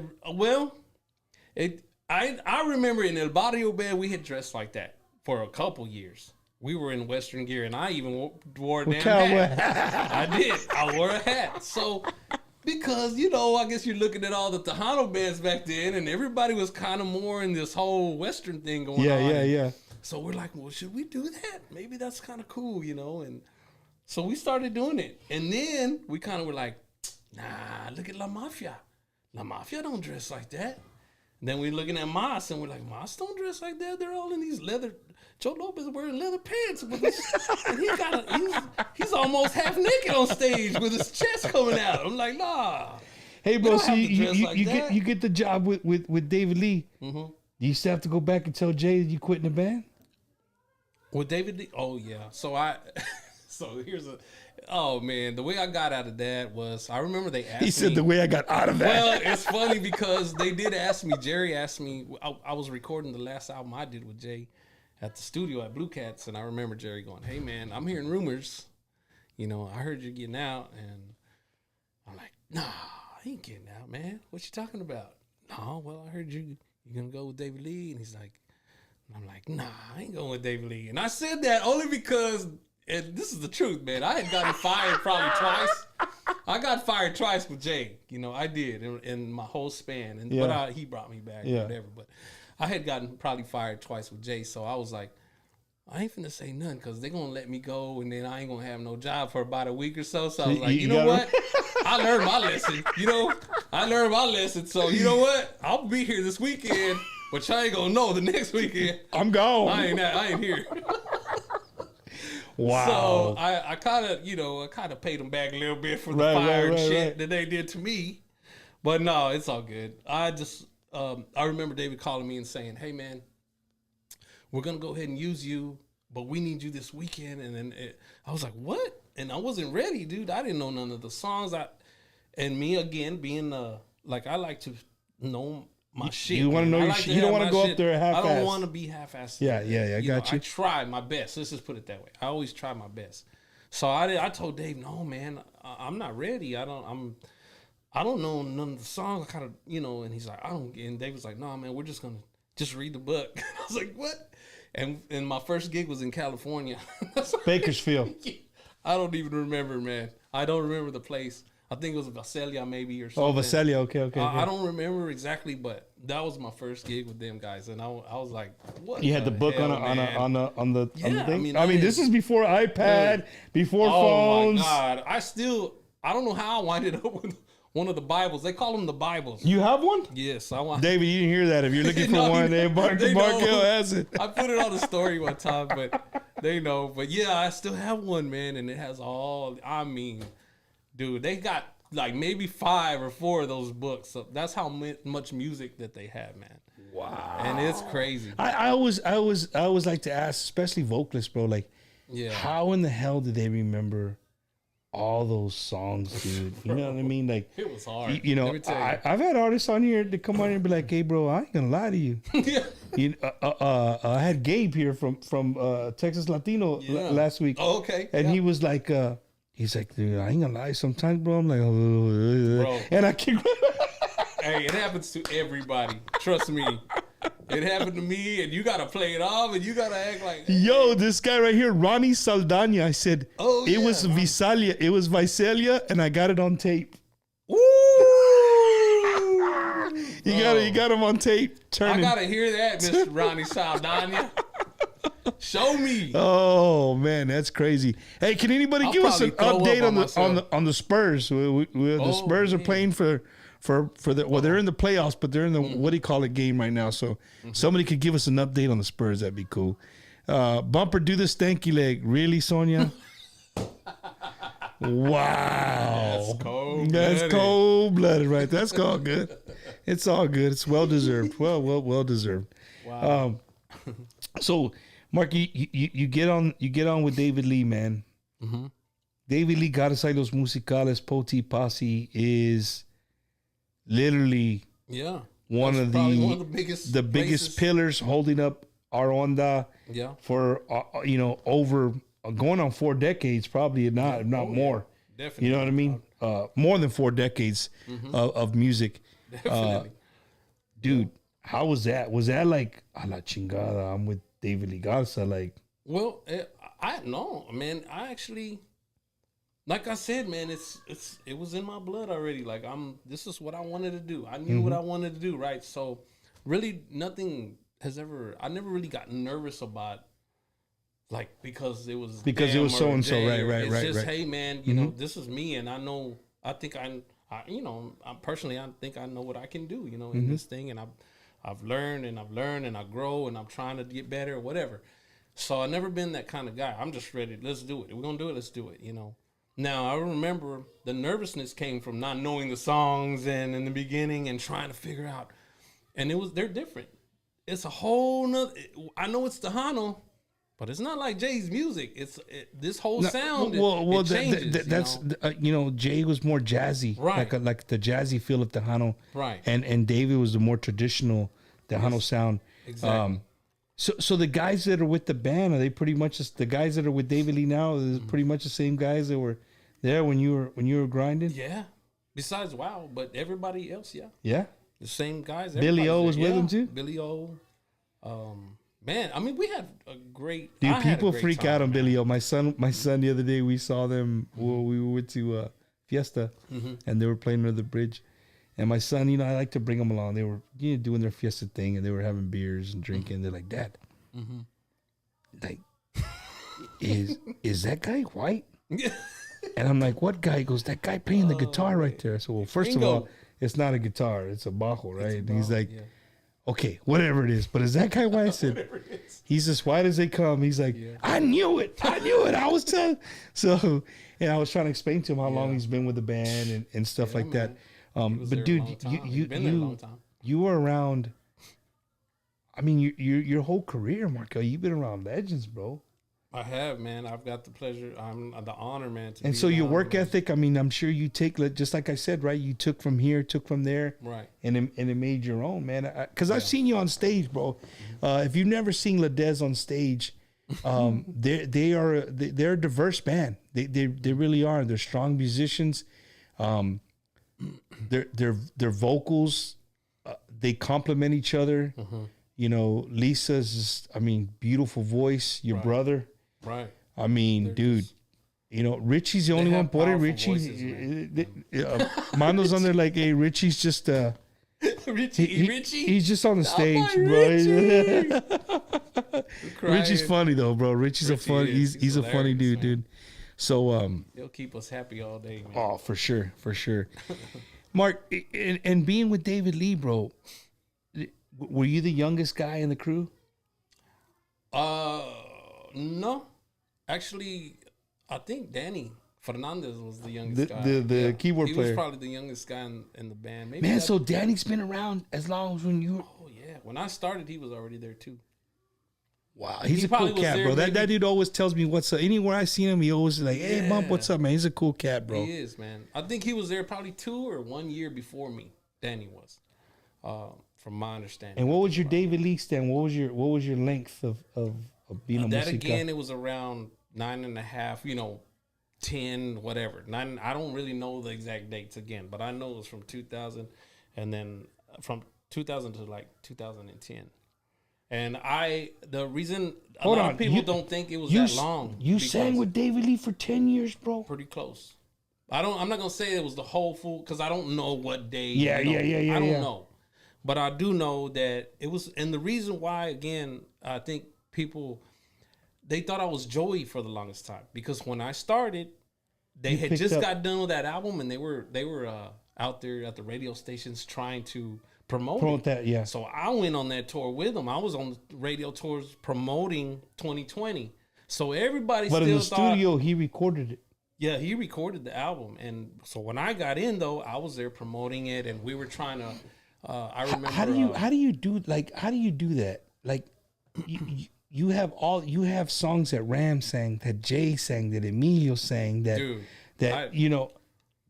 you just say fuck it, I'm gonna do it Markel style, and I'm just gonna sing the song, or do you attack it like, okay, I'm gonna give it a little Emilio song, like Emilio sang this one, I'm gonna try to do it as much. Well, with David, again, it's my personal opinion. This is my personal opinion. I'm not speaking for nobody. This is just me. But when I first started, yes, I did. I tried to sing the songs like me. So, but here's the catch, you had all these singers, and then Marcos changed the game because he was just way off. Different. Everybody's like, what the hell happened? Yeah. What the hell happened here? And he's great. Everybody loved it. Yeah. But I'm just saying that it just was a big change, right? From vocals, tones, right? Yeah. From tones. And so I started to sing the songs the way I thought in the very beginning, kind of when I started kind of getting comfortable. I was like, I'm just going to sing like me. And then you start to find out that fans, they don't want to hear the songs like that. They want to hear the songs the way they were sung, or the way they sounded at least. So you get them at least pretty close as you can. Yeah. Because they don't want you to change. That's what they want. That's what they. So then I get it. I'm like, oh, I get it. So then I concentrate in on, hey, I'm gonna sing it like I'm gonna try to sing like Jay, or I'm gonna try to sing like Emilio, or I'm gonna try to sing it like Oscar G. I'm gonna try to sing like Ram. Just. Of course, my voice is. But Marcos is like, hey, there's no way, like right. That's he's in his own. So then again, I had to adapt and kind of just listen, what was he doing, and get it as close as possible so that they can at least understand it. But you have to, because at the end of the day, that's your job as a vocalist for David Lee. God is like, you're an employee there, and I'm trying to think how to, adapt to the fans for them. Mm-hmm. We're all so they can enjoy the show. So they can enjoy the show. Now, when I started coming out with our music, then I was like, okay, now I can do whatever I want, because that's me on there, So I'm gonna go to the chat room because I gotta ask these two questions. One of them is from my primo. He's a huge David Lee fan. He's a huge Markel fan. My primo Gabriel Aguillon out there in Fort Worth area. He said, "What was your favorite album you did with David Lee?" Oh man, me personally, I think it was. I would say Aquí Estaré. That was. I think that was my personally my favorite record because I think I finally found even the right tone for everything that music, about that album. Everything. Again, I'm speaking in producing kind of vocal kind of form. I'm like, I thought my voice was where it needed to be and the right. Sometimes in other albums I thought maybe I was singing too high, See, it's just my mind works like that. So that album I was like, man, my tone sounds better and everything. Or maybe I was growing, I'm not a kid and your voice changes. You're what I'm saying? starting to become a man. You're a man. I'm talking like this now. Like Rocky. So that was the album. Then the next question, of course, is what was your favorite song to ever sing with David Lee? Oh man, dude, that's so many. I don't even have one. So there you go. He doesn't have. There's too many. There's too many. There's a lot of songs that I love, man. Matt Maya was like 2010 is when he got out. Yeah. Right after we got back from doing the reunion show up in Milwaukee, Wisconsin at Fiesta Mexicana. Right. That's right.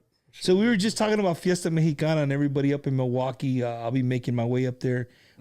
Hopefully not on a scooter, but I'll be making my way up to Milwaukee. Definitely, and gotta go. I was talking to the people from there. Like they're like, "What do you got today, Bumper?" I said, "I got Ledesma." Like, "Oh man, they killed it last year up here."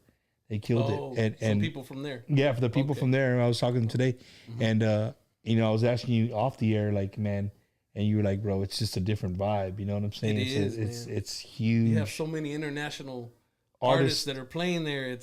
And they're all Latin, of course, but it's amazing. He said, you got Dezz, then Ana Barbara. Yeah. Like, what the hell? We're opening up for Ana Barbara. What's going on here?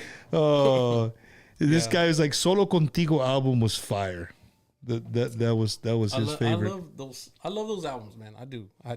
It's just me personally, that I thought aquí estaría. Yeah. I mean, everybody has their own flavor, dude. Something I found. And with that being said, I got to pay a little bit of bills before I forget. And I want to do a big favor to one. It's just not even a bill. It's just a big favor from one of my buddies. And you know what? I'm not remembering the date, but don't quote me. I think it's the 21st, Mother's Day. Cesar Martinez.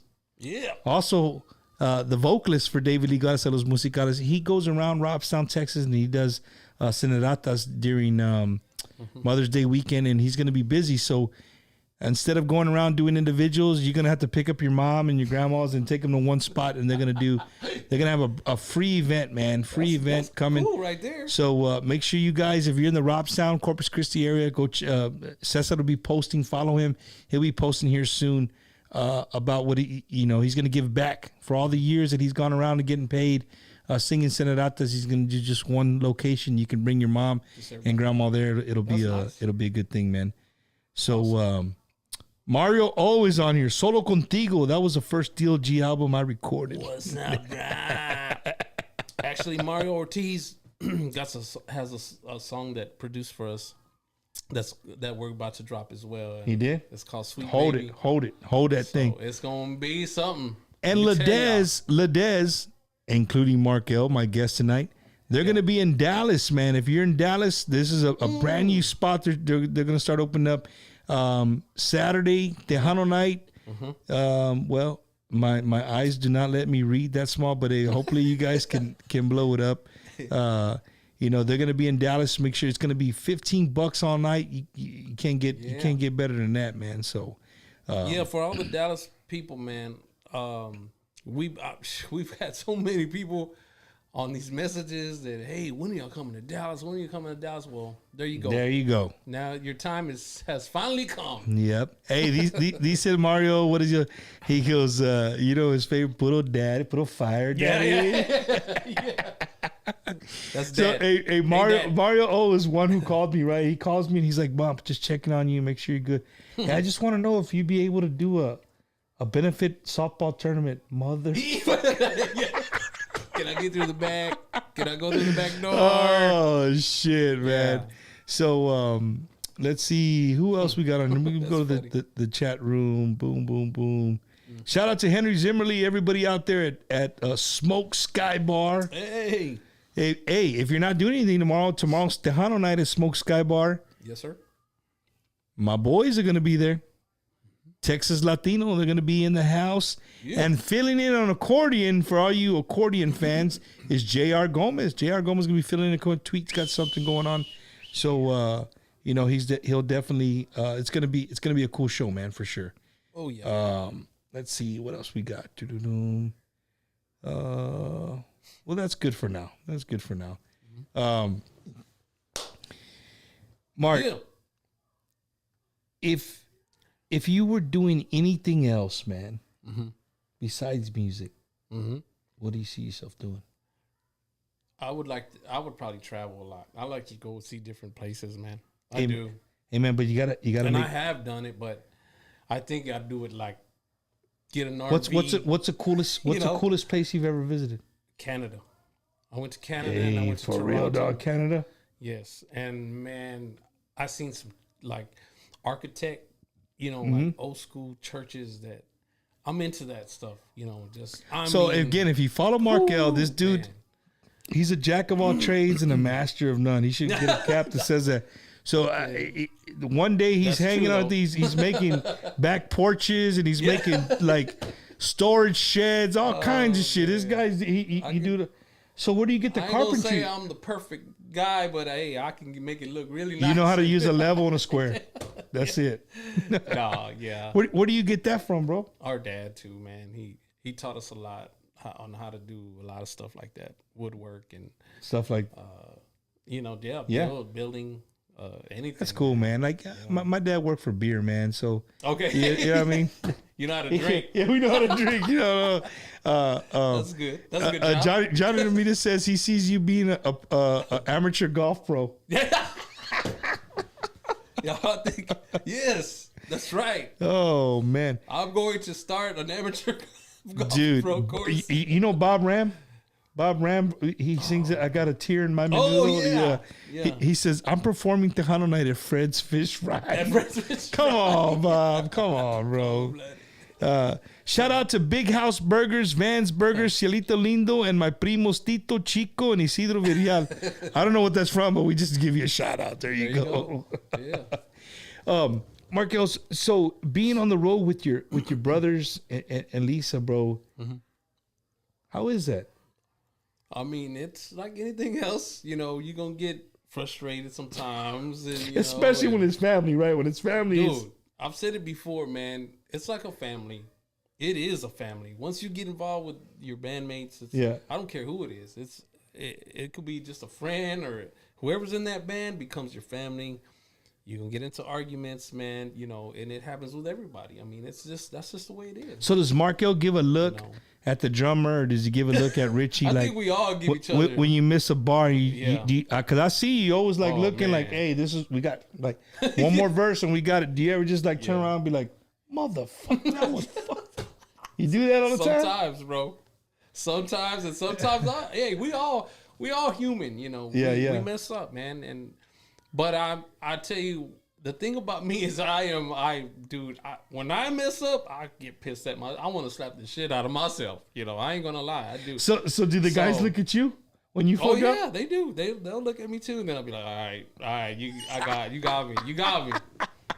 But that's how serious I am though about my shit too. Like I don't want to mess up. But I mean that's your work, bro. That's your work. That's you gotta attack it like that. You know what I mean? People pay money to come see you and they want to hear something good, but man. You don't want to look at Lisa because boy, she'll slap you. She'll with. Dude, she looks. You know what, dude?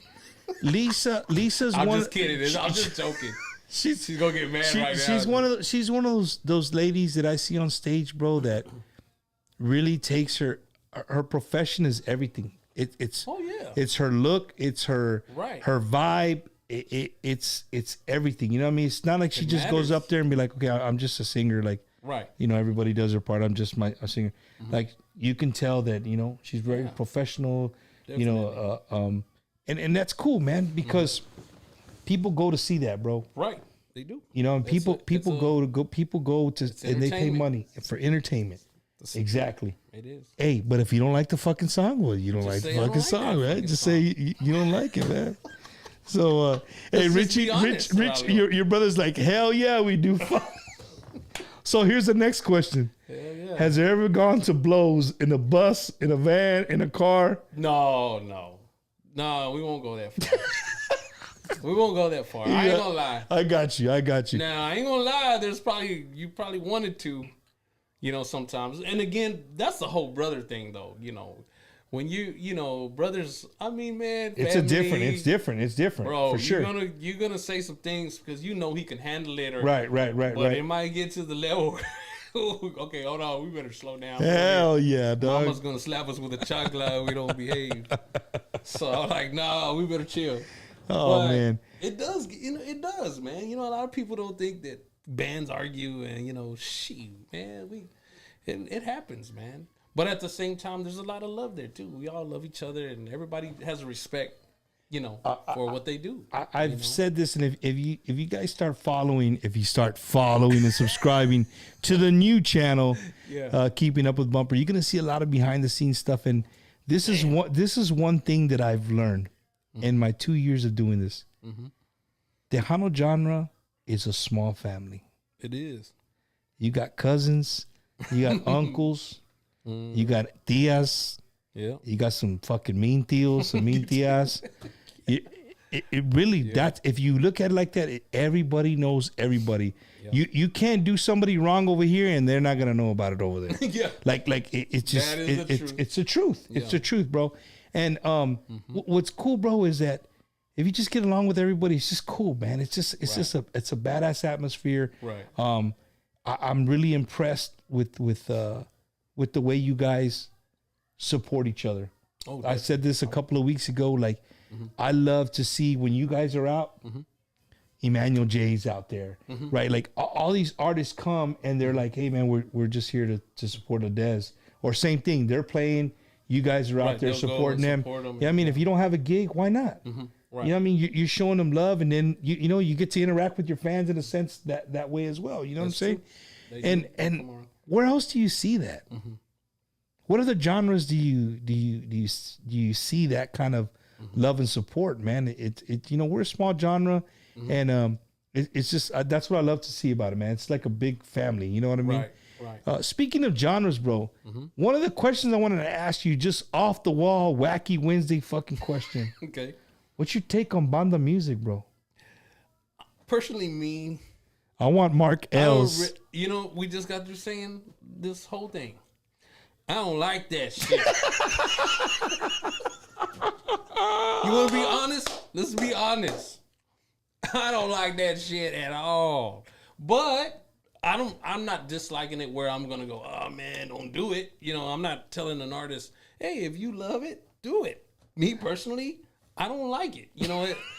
I don't really dig it. You know what I'm saying? The tuba, it's a tuba for you.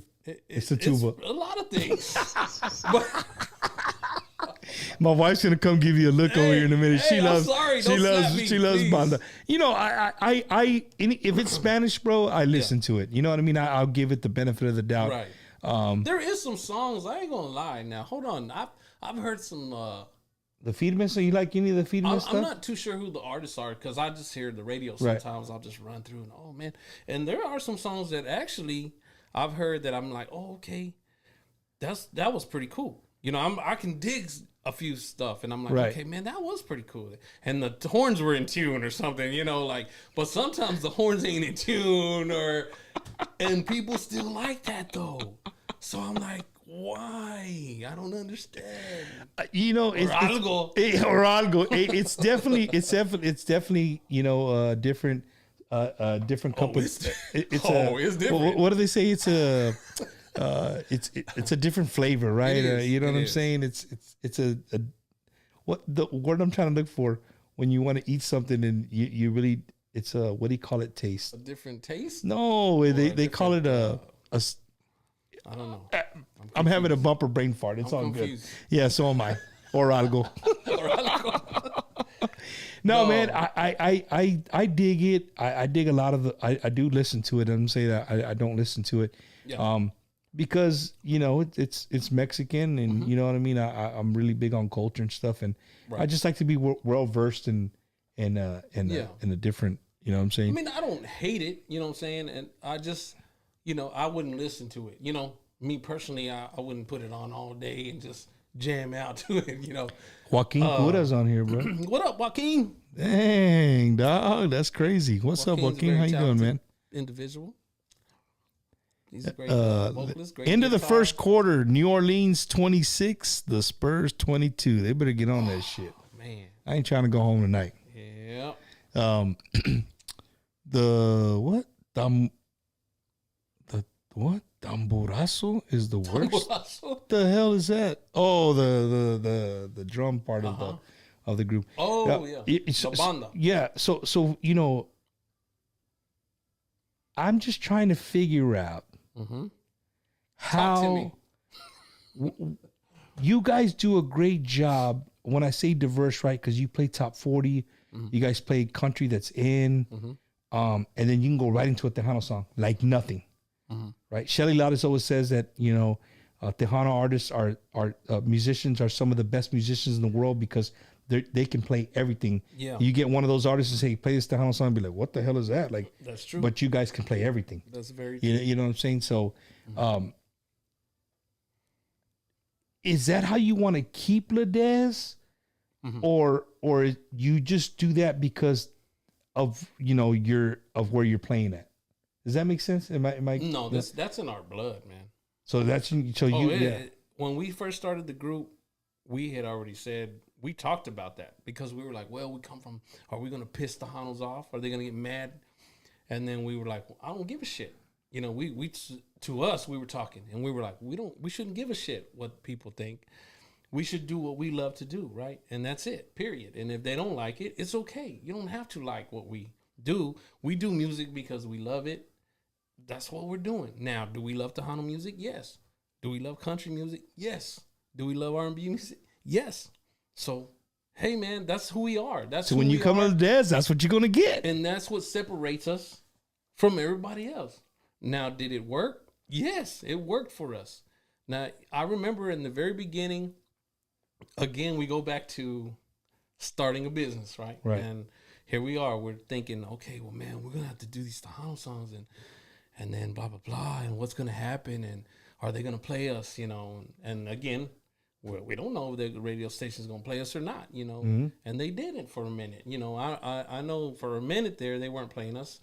And I remember me and David were like, well, shit, we just have to make ourselves known. Because again, it doesn't matter where you were at. I was with Jay for 5 years, with David for almost 10 years, whatever. That don't mean shit. And now we starting again, and guess who's making $50 again? Me and David. Because that was our band. We started it. So it was like, who's making $50? And my brother Richie too as well. So we're over here, and everybody else that come and played with us, well, we had to give them more money, whether it was 170 or 180, whatever it was. Well, you want to start a business? Here we go. Let's start it. Here we go. We're talking about it again. You know, how much are you willing to sacrifice, and what do you think? How big do you think your talent is? Do you think your gift, are you gonna make it? Do you really feel that much about yourself to make $50 and give somebody else more money than you, even in the band? That's what it takes sometimes, and that's what. Dude, I'm glad you said that, Markel, because you know what, dude, I know a lot of people personally do that. You have to, man. And to the fans, listen to. I mean, if he talked really fast and excited about what he's talking about, let me break it down for you. Like, these dudes are literally giving away their money, their hard-earned money, right, to other. Like, hey, you gonna play with us? Hey, here you go, man. Thanks for helping me out. Bam. Mm-hmm. You know, you're giving them $200 or $300, and you're taking home $50. Yeah, definitely. Think about it. You own a business, so you own a business, and you're gonna give the guy at the front counter that's bringing you business. Hey, you know what, dude? Thanks for working the front counter. Here's $200. I'm gonna take home $50. But you own the building. You own all the machines it takes it, whatever your product is. Right. If you think about it, that's what you're doing, right? The front end guy, right, is taking home all the money, and then but you're doing it for the love of music. Yeah. And eventually, it's not gonna get like that. How much we believed in ourselves. So now we make more. You know, now we make more than the people the musicians that we pay. Or right. Well, because we had sacrificed our ass off. You know, we did whatever we thought we was going to have to do to be where we are today. And now it switches, you know, and we still put money in our business account because we have to. And you put money in your pockets. Exactly. So it's a business, man, and that's how it works. I'm just so happy that I get to do this show, bro, and break that down for people. You know what I mean? Because these are things that, as a fan, you would never know. You would never know. These guys all walk in like, oh, man, these guys are making $5,000. Yeah. You know what I mean? You're like, no. It's not. Those days are long and I'll tell gone, you the bro. truth, that probably the band didn't know back then, you know. They didn't know me and David were probably walking away with $50 in our pocket that night, or, you know, they don't know. We don't tell our business. We just, hey, make sure you show up tomorrow. Right? we need you tomorrow. Make sure you show up tomorrow. Yeah, we just need you, man. We're on this whole thing. We're gonna go. We're gonna keep going. Yeah, we have to, or to make it work. So where did the name Dezz come from, bro? Actually, Richie, they had a band, and when I was actually with probably David Lee still. They started a little band in Wichita. They were living over there for a minute. Mm-hmm. They had moved back, and they were living there. So they were like, well, you know, they started a little band, and they got it together. And they would play every once in a while. And then finally, when the day came when I had gotten out and everything, David Lee, and then we started kind of just going back and forth with, are we going to do Dezz? Do y'all want to do it? And, you know, the big talks came in because, again, right there, what we just talked about. Okay, well, you know, we're starting over, right? It ain't going to be like you think. We're not making the money we were making when we were David and Jay. It ain't going to happen. So I'm telling you, we starting from the ground up. Those talks came into play. And then Richie was like, well, then we'll use the name. Let's use the name that we already started over here, which had to do with our last name a little bit. Because our last name was Ledesma, yeah. So he was like, okay. And then I kind of put okay, well, if we're going to make it about vocals, you know, and we're going to make this group kind of about vocals, then we need a girl, right? I think we should get a girl in the band. You know, we started to have thoughts about who we were going to get. My biggest concern, again, was the tone of somebody's voice, because I didn't want them to sound like anybody that was out. You know, it needed to be some kind of something that was going to change this whole sound, right? Like, right. Again, how you just talked about when you hear David Lee and you don't even have to hear who's singing, Boom. right? You already know. Same thing with us. We were like, what's going to be different that's going to be like, oh, man, that's Ledesma. You know that's Ledesma. So, again, it came to the voices. And I already, like, knew my voice was kind of different than my brother. My brother has a different tone, way different tone than me. Strong voice. Lisa has a strong voice, and she don't sound like nobody. And I was like, oh, man. So then we were like, okay, how's it going to sound with the harmonies? And we started singing the harmonies together, and then I was like, oh, okay. I already knew. I was like, oh, man, this is dope. Where did you find Lisa at, though? Lisa came to me through a friend of hers because she was still trying to work on her own career. Own thing, yeah. Because I remember she was doing her own thing. But she needed a song, and she was like, I need a song, and I need can you please help me with a song? And I said, okay. I said, yeah, I would love to. You know, that would be dope. And so Amar en Total is actually the song I started. I was at home, and I just started working on that song. And I was like, okay, I think I got a great melody here. So I said, do you write songs? And she's like, yes. And I said, okay, here it is, write it. And she wrote it. And then I was like, oh, man. And then we started getting everybody else involved, like, I called Val, and, you know, I called my friend producers. That, you know, that, and he's like, man, this is a great song. I love that song, bro. And I was like, okay, well, let's do it, man. And so we put it all together, and, man, that song came out great. Voices, everything. Yeah, everything. Like, man, it's just a blend. And I always tell people, dude, your brother to me sings Tennessee Whiskey better than anybody I've ever heard. He's a great vocalist, man. My brother's a great vocalist. I had him here on the show, bro. Like, I said, you don't have to do you don't even got to talk all night. Yeah. You just got to sing Tennessee Whiskey for me off the cup. And he's like, I got you, bro. I got you. He loves that song, man. Yeah, that's a good. You know, it's I don't know, man. It's great to see you guys. It's just like I said, a very diverse group. Every time I ever see you guys, the energy is awesome. I saw you guys at the rodeo. Okay. Here at the rodeo, I've seen you guys, you know, Thirsty Horse. Anywhere I see the Dezz playing, if I'm not doing nothing, I'm out there to support, man. Right. Thank you. Always.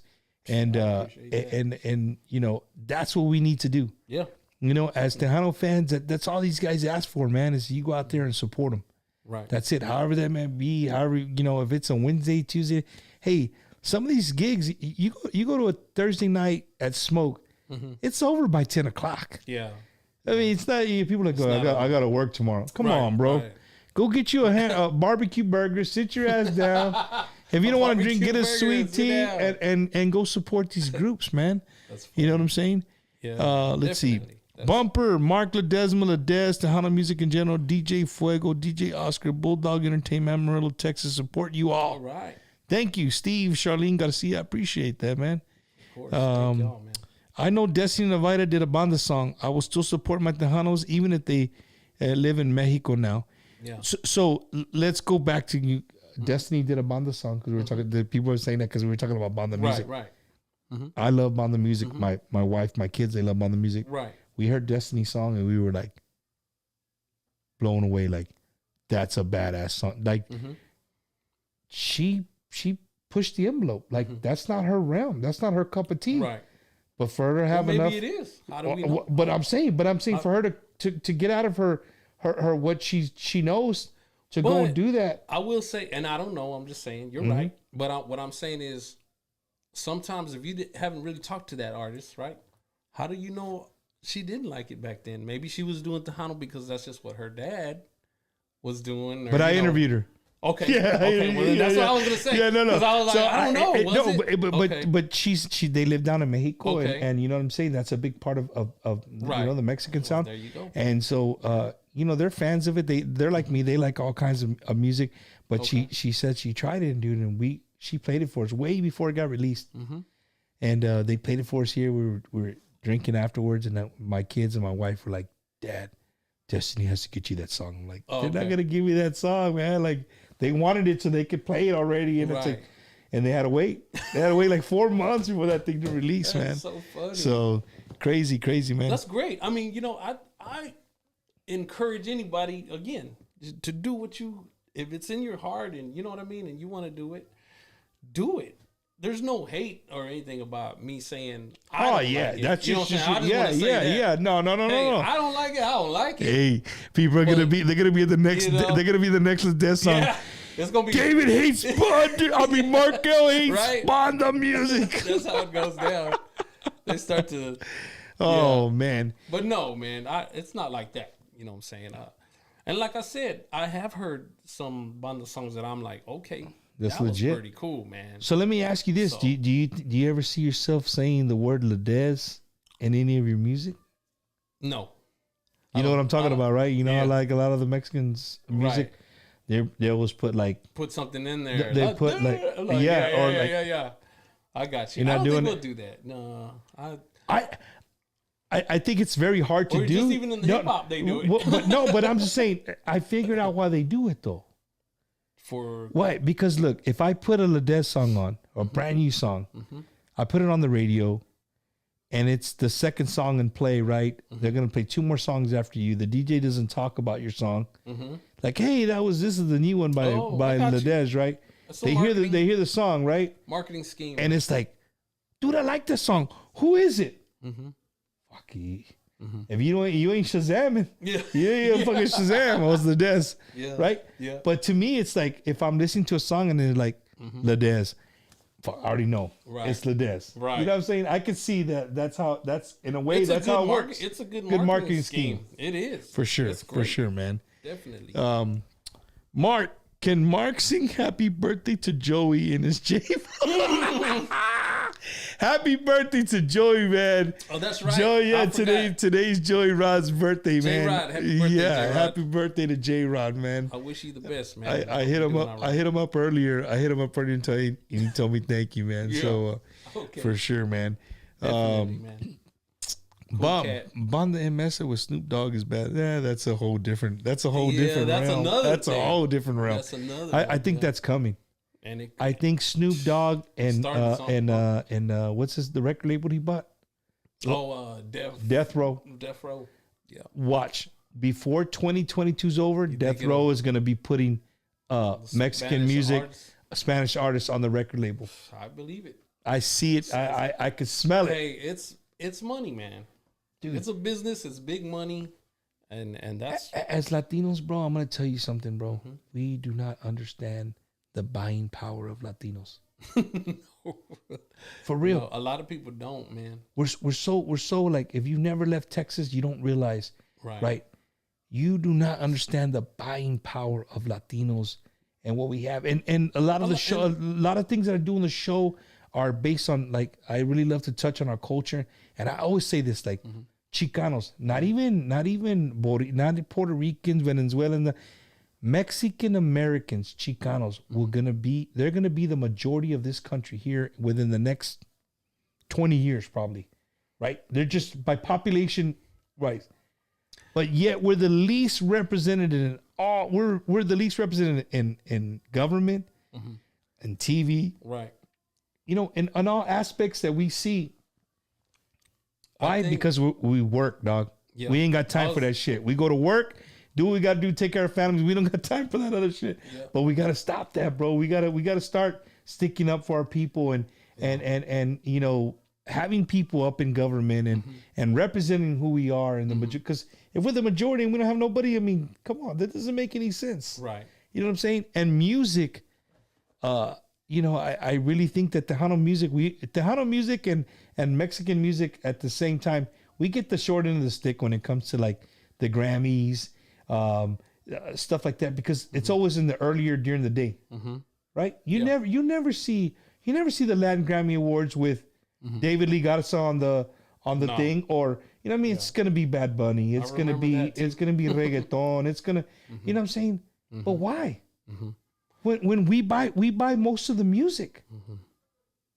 I think it's just I think we are so quiet. Like I think Latinos are real behind the scene about things a lot of times. For some reason, it's that whole.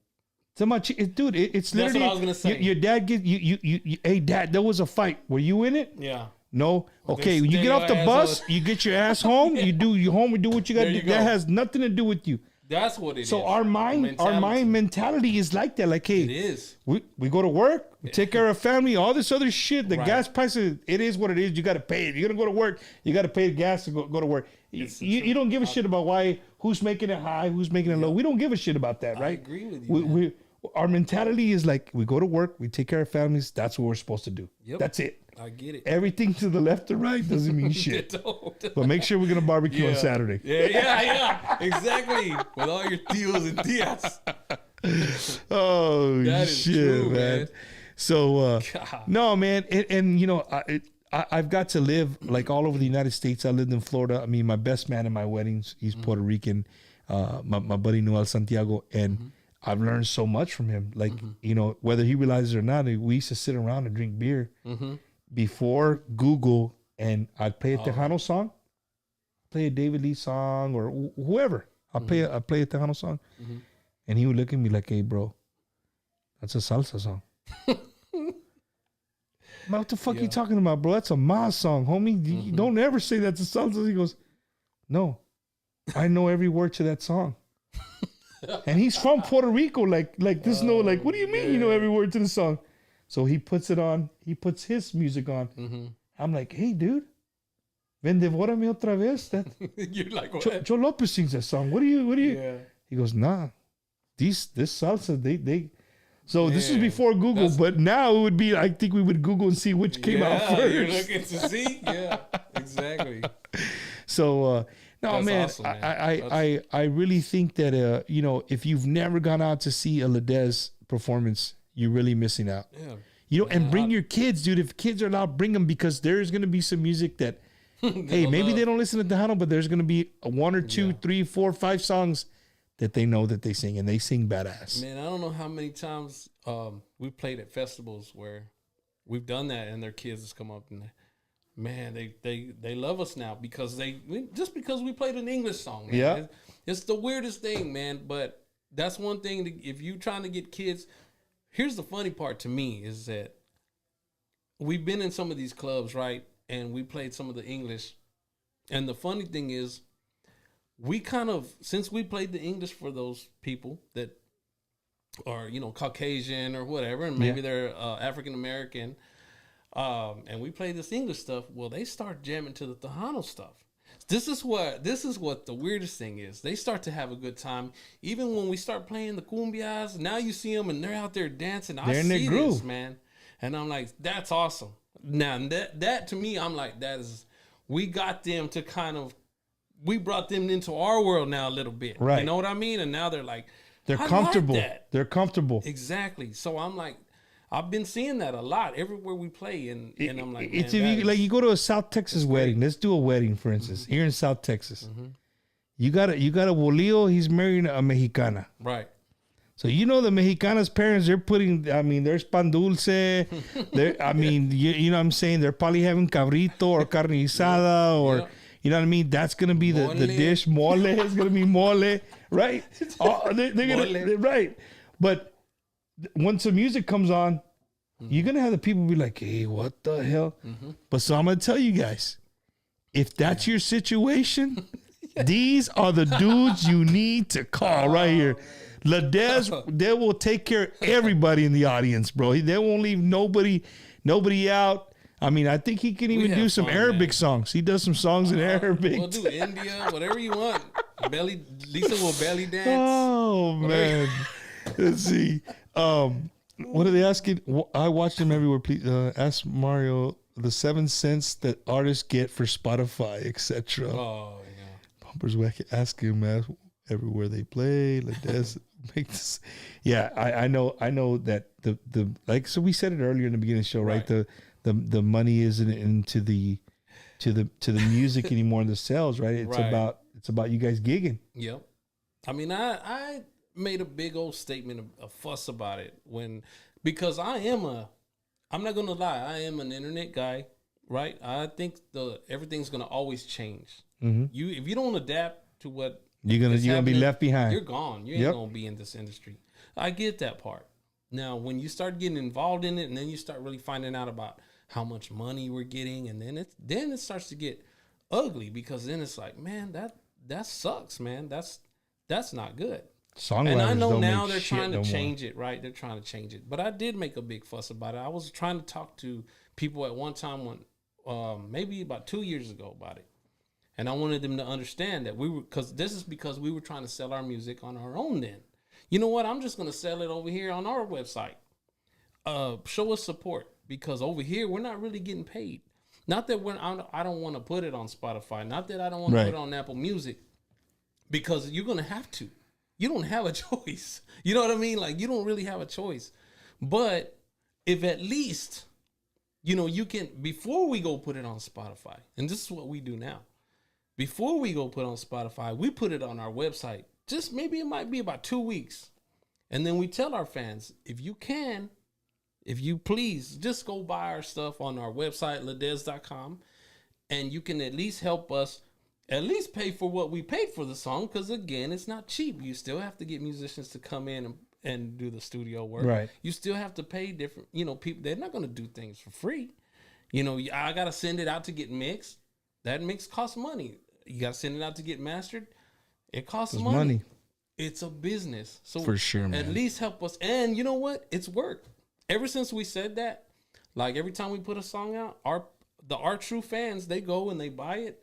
And we actually get our money back for what we put into paying for the song. And then it goes to Spotify, and now we're making money. And now, okay, I'm cool with that. That's fine. So you first put it out on your website for a while, and then after a while, then we send it over there. I got you. It helps us, and at least we told the truth to the people, because the people don't know how much money we make from these, streaming services, and it sucks. And if you're a millionaire, if you're a pop star, you ain't got nothing to worry about. You're getting 1 million streams, right? Shoot, they're making money artists, every day. Hard, man. We're in a different category. For sure. So, guys, I want to thank Mark L for coming in and, hanging out with me for 2 hours. Yeah, if this, dude, see, it goes by quick. I told you, bro.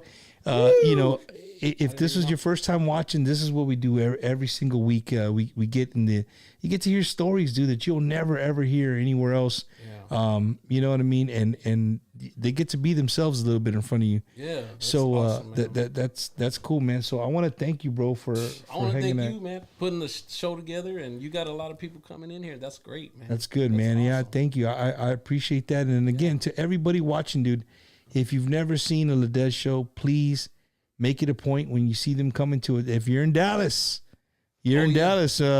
What's the date on here?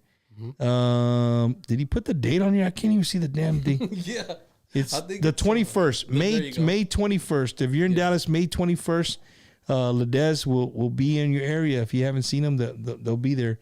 Right.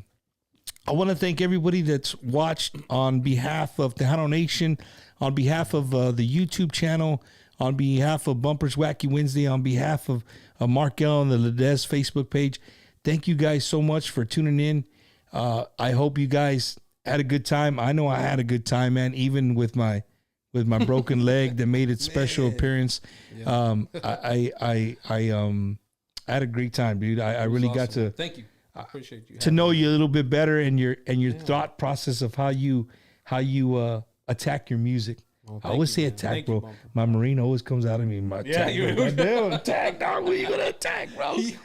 So make sure you guys tune in next week, man. It's gonna be Another great show. I'm going to leave it to you. You guys just got to, it's going to be a surprise. It'll be another great show next week. Make sure you guys tune in and, support Tejano music however you can, wherever you can, and make sure you support Dezz.